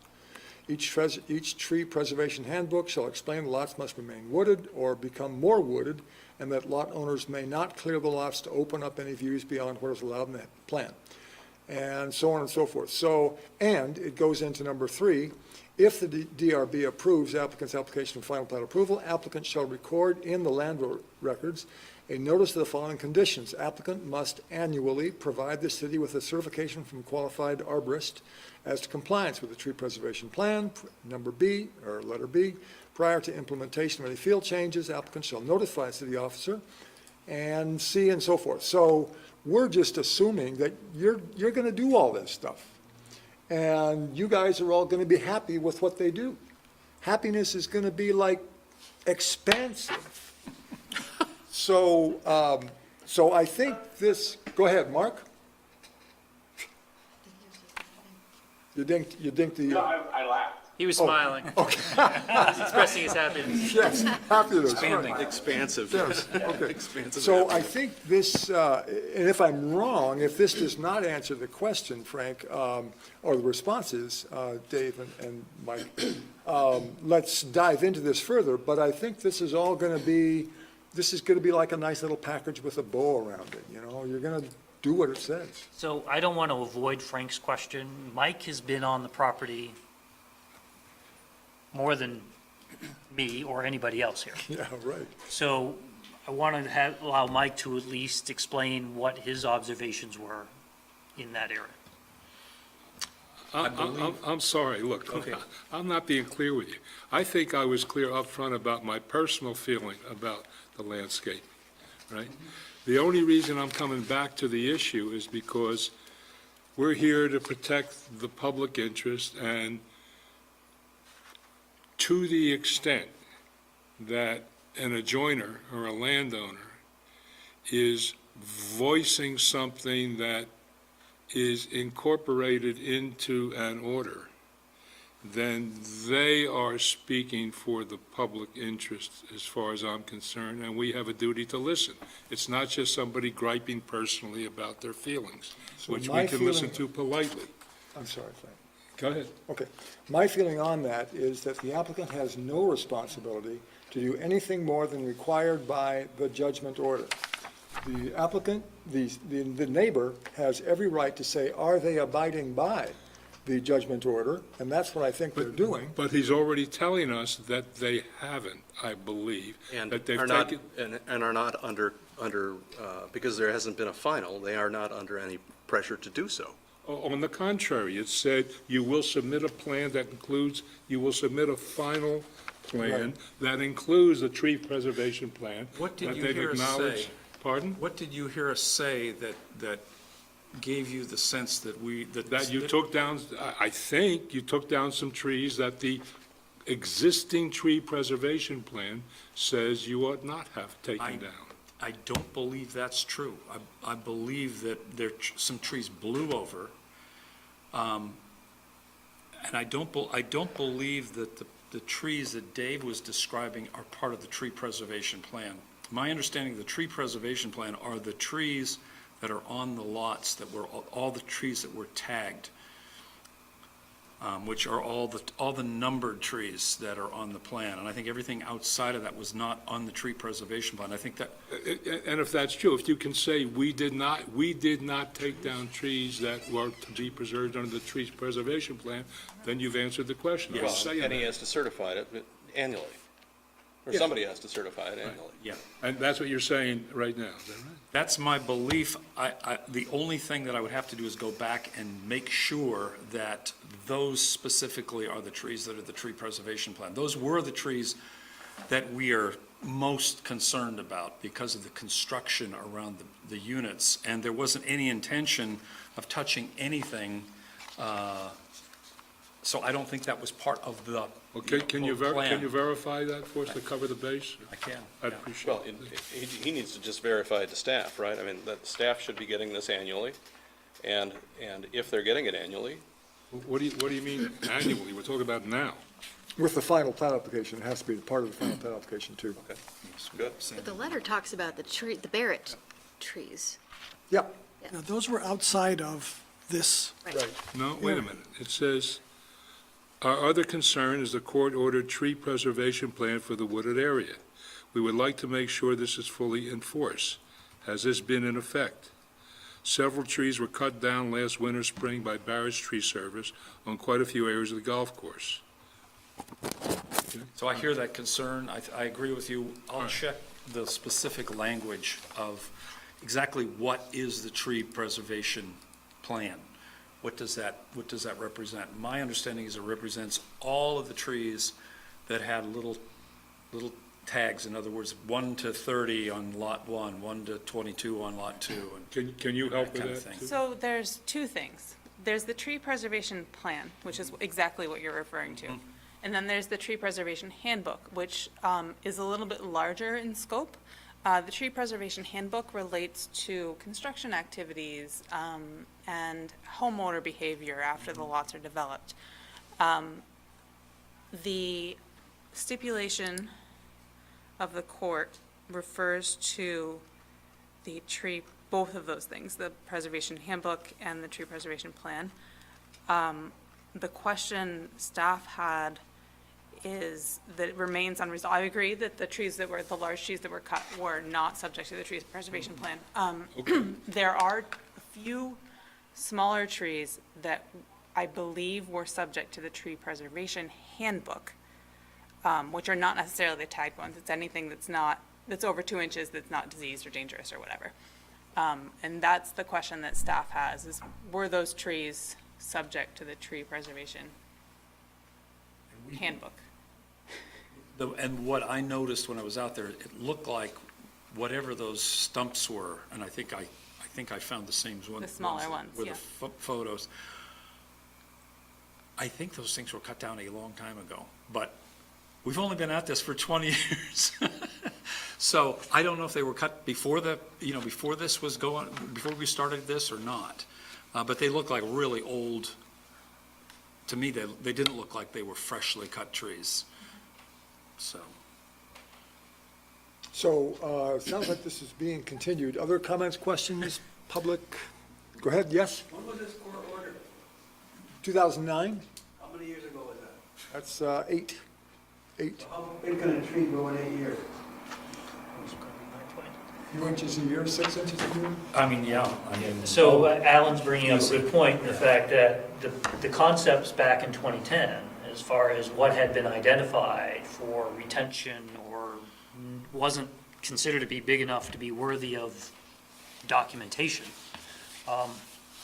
may have grown to be bigger than what was stipulated back in 2010 as something of moving non-issue. target here. Yeah, And now right. it's bigger.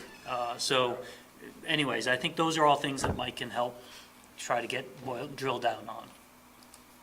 Good, so do you think you can have answers to these by this Friday for staff to review them the following Friday, or do you need more time than that?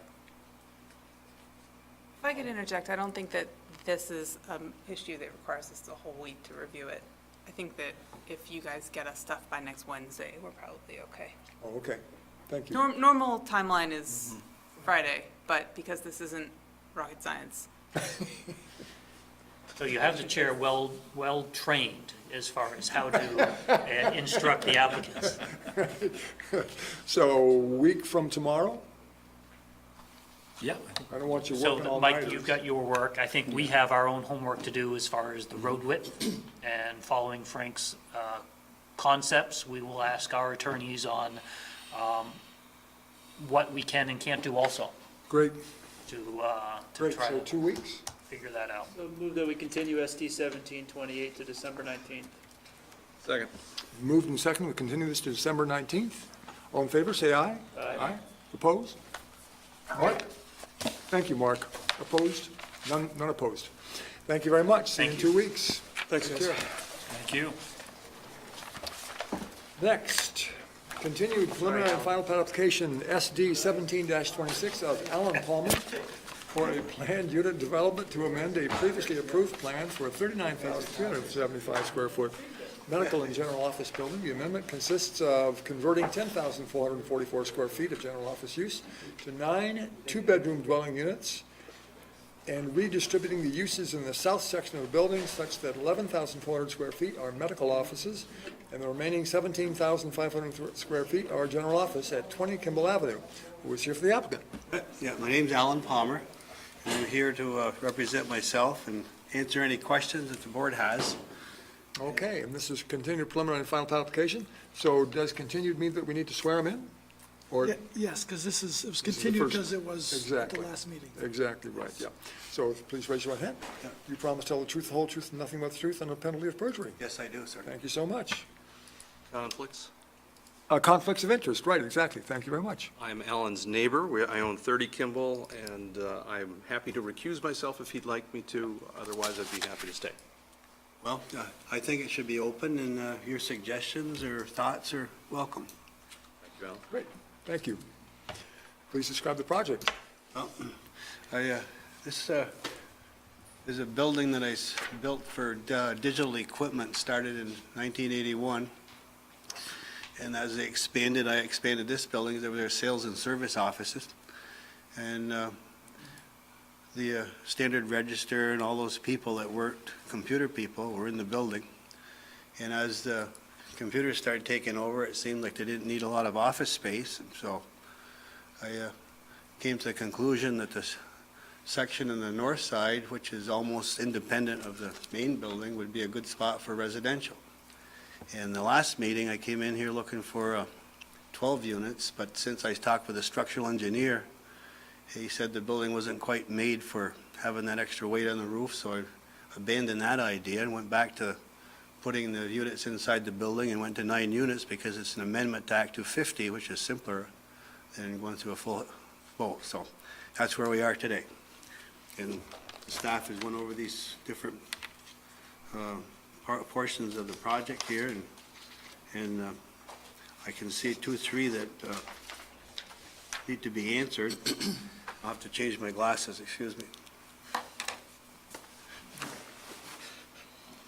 Hold that, I'll be right back.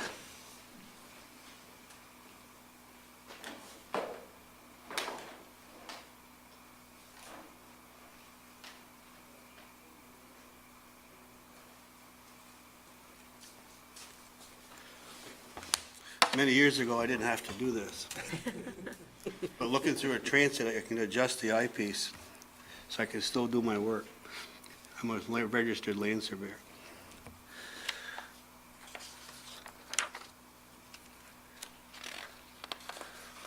Staff comment number 1, then. I was trying to go through and see where there was any conflicts here, or any questions, and you'll have to bring it up to me. Page 5. So, the first staff comment for the board's attention was staff recommends the board approve a portion of the hardscape value to the required landscape value. The applicant's required to provide $5,293.95 in landscaping value. The applicant is proposing $1,844 in plantings, and the applicant is requesting that the cost of the hardscape elements of the recreation area and the sculptures in the front of the property be applied to the required landscaping value. So included in the packet is a breakdown of the hardscape element cost. And if we could bring up on the screen, Matt, I'd like to show the pictures of the little statues, the hardscape. Yeah, there you go. Those are wind sculptures, Lyman Whitaker, and those are double helix, almost like the DNA. And my wife and I were over in Maine at Kenny Bunkport, and she noticed those, so I was in contact with the studio out in Utah, and they did this rendering for us. And one thing that they did was keep them away from the building in case the wind blows too hard, they won't whack against the building. And I know Marla's concern was they're going to be shiny and spin when people are at the corner at Kimball Avenue and Kennedy Drive, and they're made of copper, so they don't have a glare. Are they flexible, in fact? No, they're metal. But do they, Well, are they they- flexible in that they have some movement in? They kept them away 10 inches away from the building, so there is probably some movement of the wind. But mostly it should be just spinning around.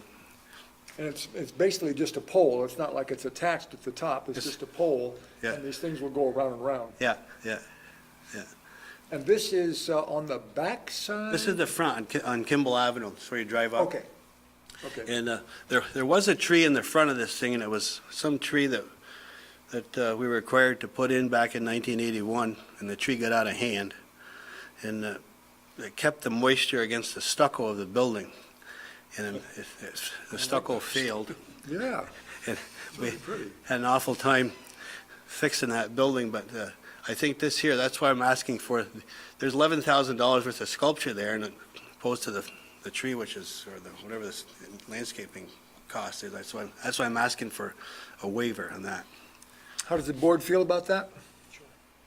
Yep, There's a little bit of art, and I think so. Art is good. Okay with me. Yeah. Mark? Yep, very good. Okay, we're all in favor. he shrunk. He's shrunk, yes, he has shrunk, yes. Okay, comment number 2, include the stabilization timelines. Stabilization timelines and topsoil requirements of section 1604A. Do you know? That baffled me. I don't know what they're talking about. Okay, There are requirements of how long you can have the earth exposed without being stabilized. So basically putting down mulch or grass or the stones. Oh, as you disturb the earth, you want to make sure it's stabilized. Right, an erosion control plan. Generally, on larger projects, we require an actual erosion control plan, but because your area of disturbance is 2,600 square feet, staff didn't feel it was necessary to require an actual plan. We felt that just listing those specific requirements would be adequate. Is that the section where we're taking out the asphalt and putting in the picnic area and the raised beds and Yep. the nice area for the public? Yep, so there's maximum time of that earth being exposed so that it could wash into your adjacent, Yeah, right definitely. adjacent to Monroe yeah. Book. I used to draw those retention drawings way back, and they used hay bales before they came up with the silt fences, and I understand what you're talking about. so that sounds doable and understandable. Are there 2 elements of that?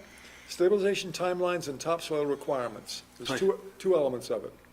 So do you need words in that, or you need something else? So it's just regurgitating the things that are listed in the standards, and we can include those as a condition, and when you get. I'll be happy to do when you those, get your yes. approval, you'll just read what it says and do what it says. Yeah, It's be happy to do that. Timeline and 4 inches of topsoil, Thank you, Marla. 4 inches of topsoil? where you have topsoil proposed, which I don't know that you have any. No, it's all stones. Guess we won't do that one then. I've been looking for stones, for landscaping stones. Those are getting expensive.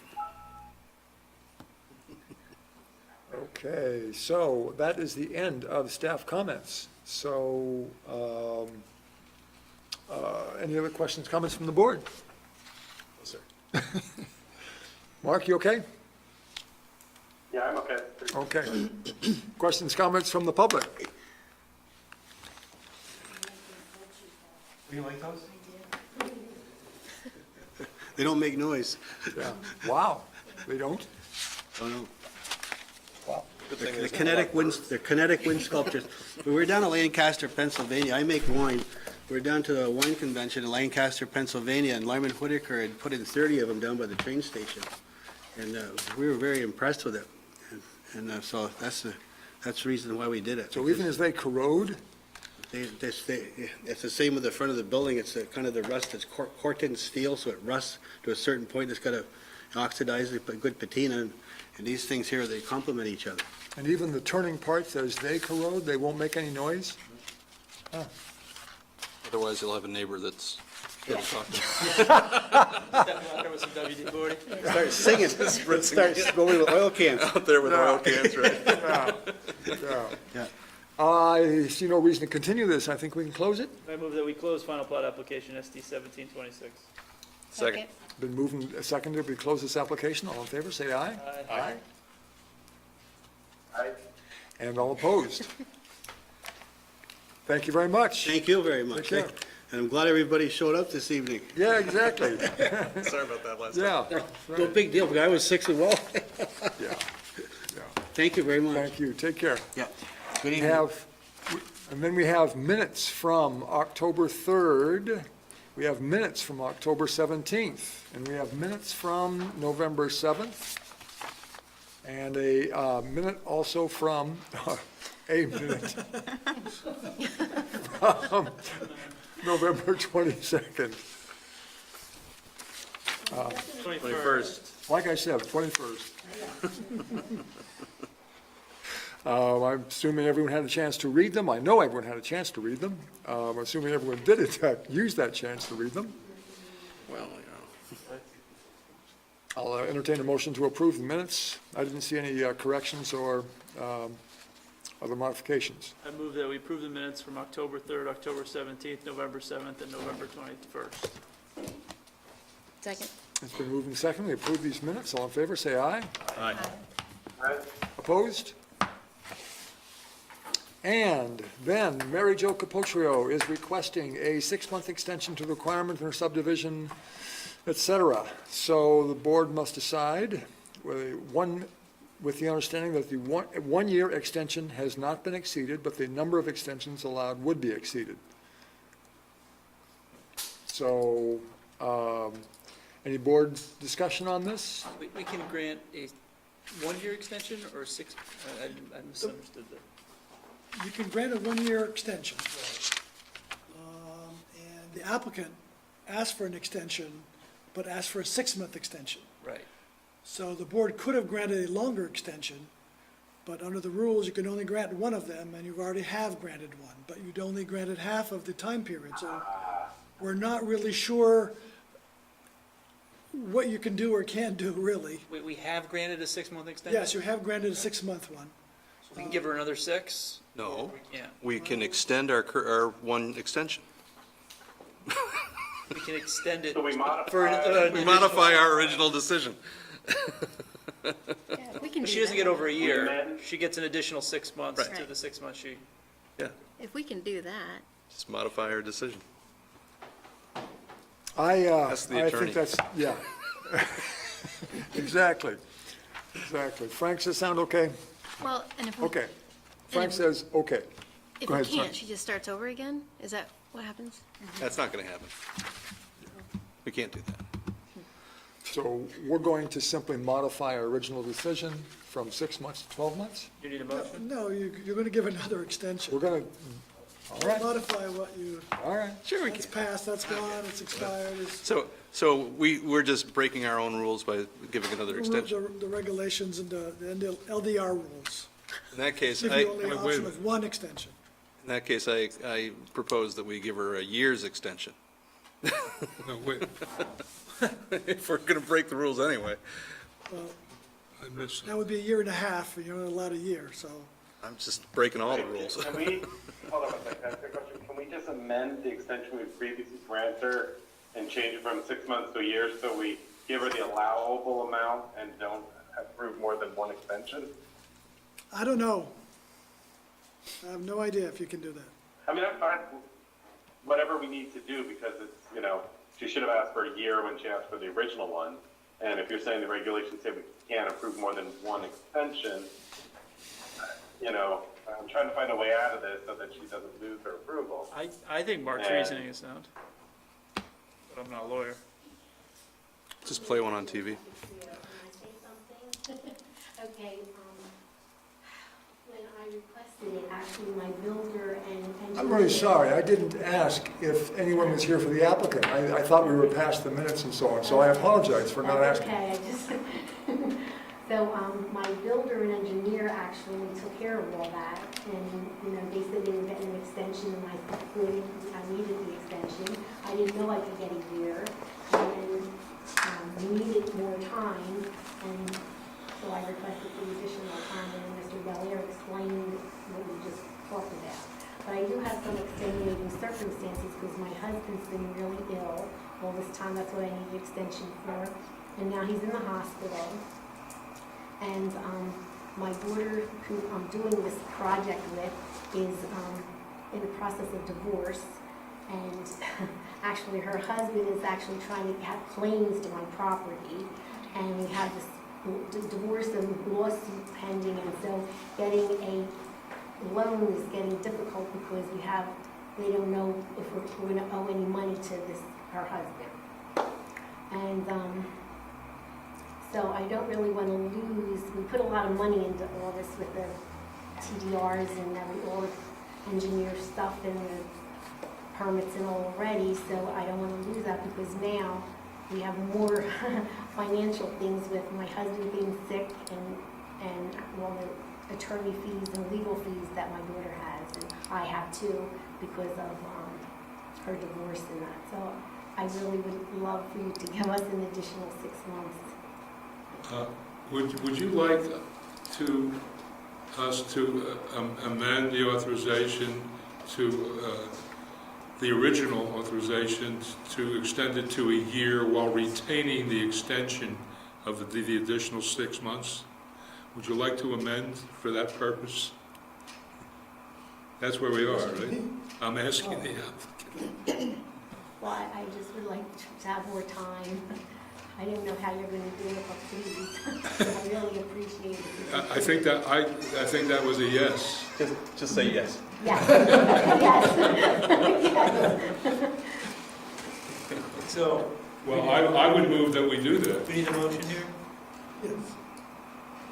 I move that we amend ST 1630 to, You're not amending her approval, you're amending The extension. your extension that you gave her 6 months ago or whatever. I don't know if we got an exact date. what was your motion, Frank?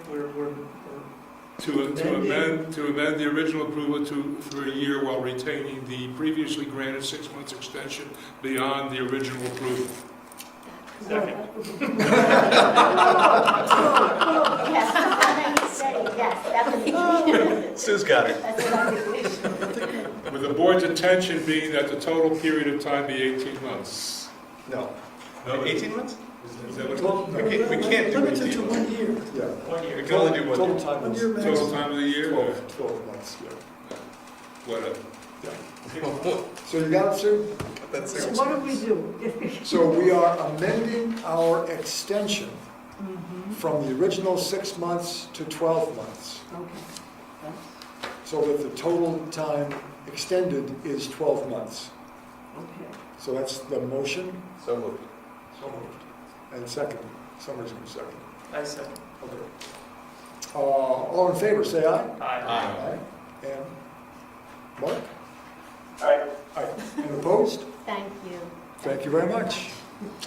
And that is the end of the South Burlington Development. Nope, more other business, sorry. Thank you. Okay. Sit down, Frank. Nice try, Frank. Nice try. Nice. Right. 2 things, both related to scheduling. Hearing schedule for 2018. January 2nd attendance, is everyone able to attend a hearing on January 2nd? Yes. What is the day of the week? What is that? John, can I get a nod or something? I don't want to. Yeah, I can probably make it. I can do my usual most likely, so. Okay.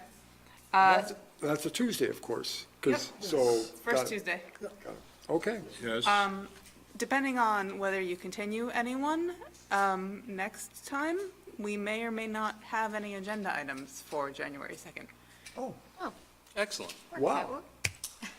We'll still get together We still just have to meet, because it's No, New Year. we wouldn't meet. We'll let you know, if there's a meeting or not. But everyone nodded their head yes, so I'm holding you to that. That second piece of information is just a bonus. July 3rd is a first Tuesday. Would the board prefer to have their annual break on July 3rd? Or keep the annual break as typical, what is it, the first meeting in August? So you could either have a hearing when the fireworks are going off in Burlington, or you could take that day off and have a hearing the first Tuesday in August. Speaking purely for myself, I'm going to take that day off. You're going to take it off. You have 5 Tuesdays in July, right? The 31st is a Tuesday. Right. Suppose that doesn't, we don't get to move it That's to the true. 5th Tuesday though, do we? No, then it makes it real close to the The next August one, ones. you're right. Oh, yeah, right. That makes sense to me. Take off the 3rd? Or we Take could off move, the- or we could always move the August one to take this, we could always move the August break to the second Tuesday. To the second, Mean and then do it the 31st? Yeah. Second and fifth Tuesday in August? I could do either. I can't, what July. was when would you usually do the August break? On the second one or the first The Tuesday? first Tuesday is usually the break. Yeah, I'm gone the 3rd Tuesday in August, but that's not a. Schedule.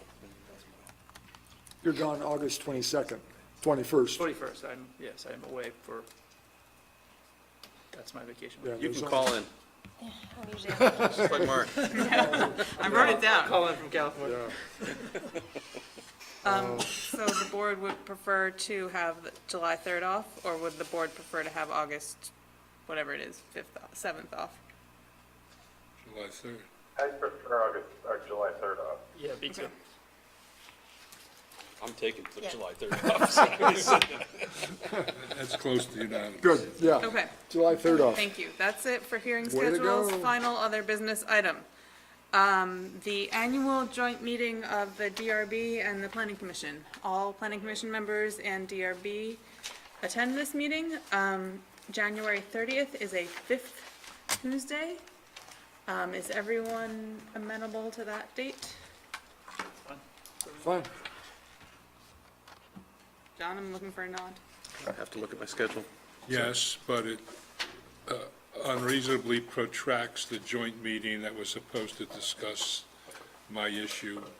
We'll send out an agenda for the DRB Planning Commission joint meeting. That is not the topic of this joint meeting. So it'll be even more protracted before we have that topic. We'll have to bring that up with Paul. Stalled yet again. I do not know the answer to that question, and in the interest of our Stalled yet professional again, friendship, I would like to not know. was not a question. That seemed like a comment. You got a nod from me. I'm in. Good with the 30th. Okay, Okay. thank you. Any more? I'll even try to be in town. Ooh.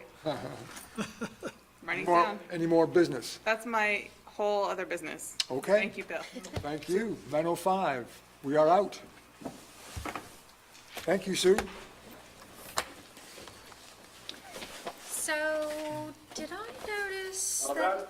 All done. Thanks, Mark. Good night.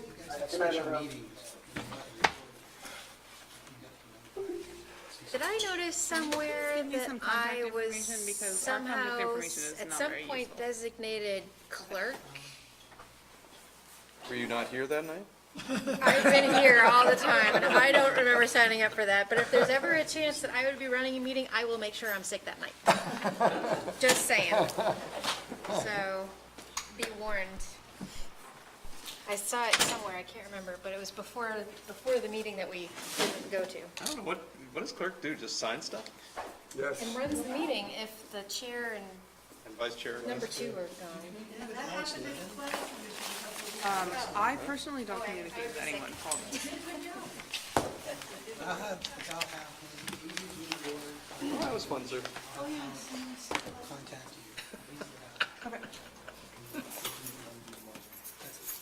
Well, I didn't realize that essentially the Okay, great. Supreme Court decision gave a preliminary approval. Once you're past the preliminary approval, I'm stuck anyway, so.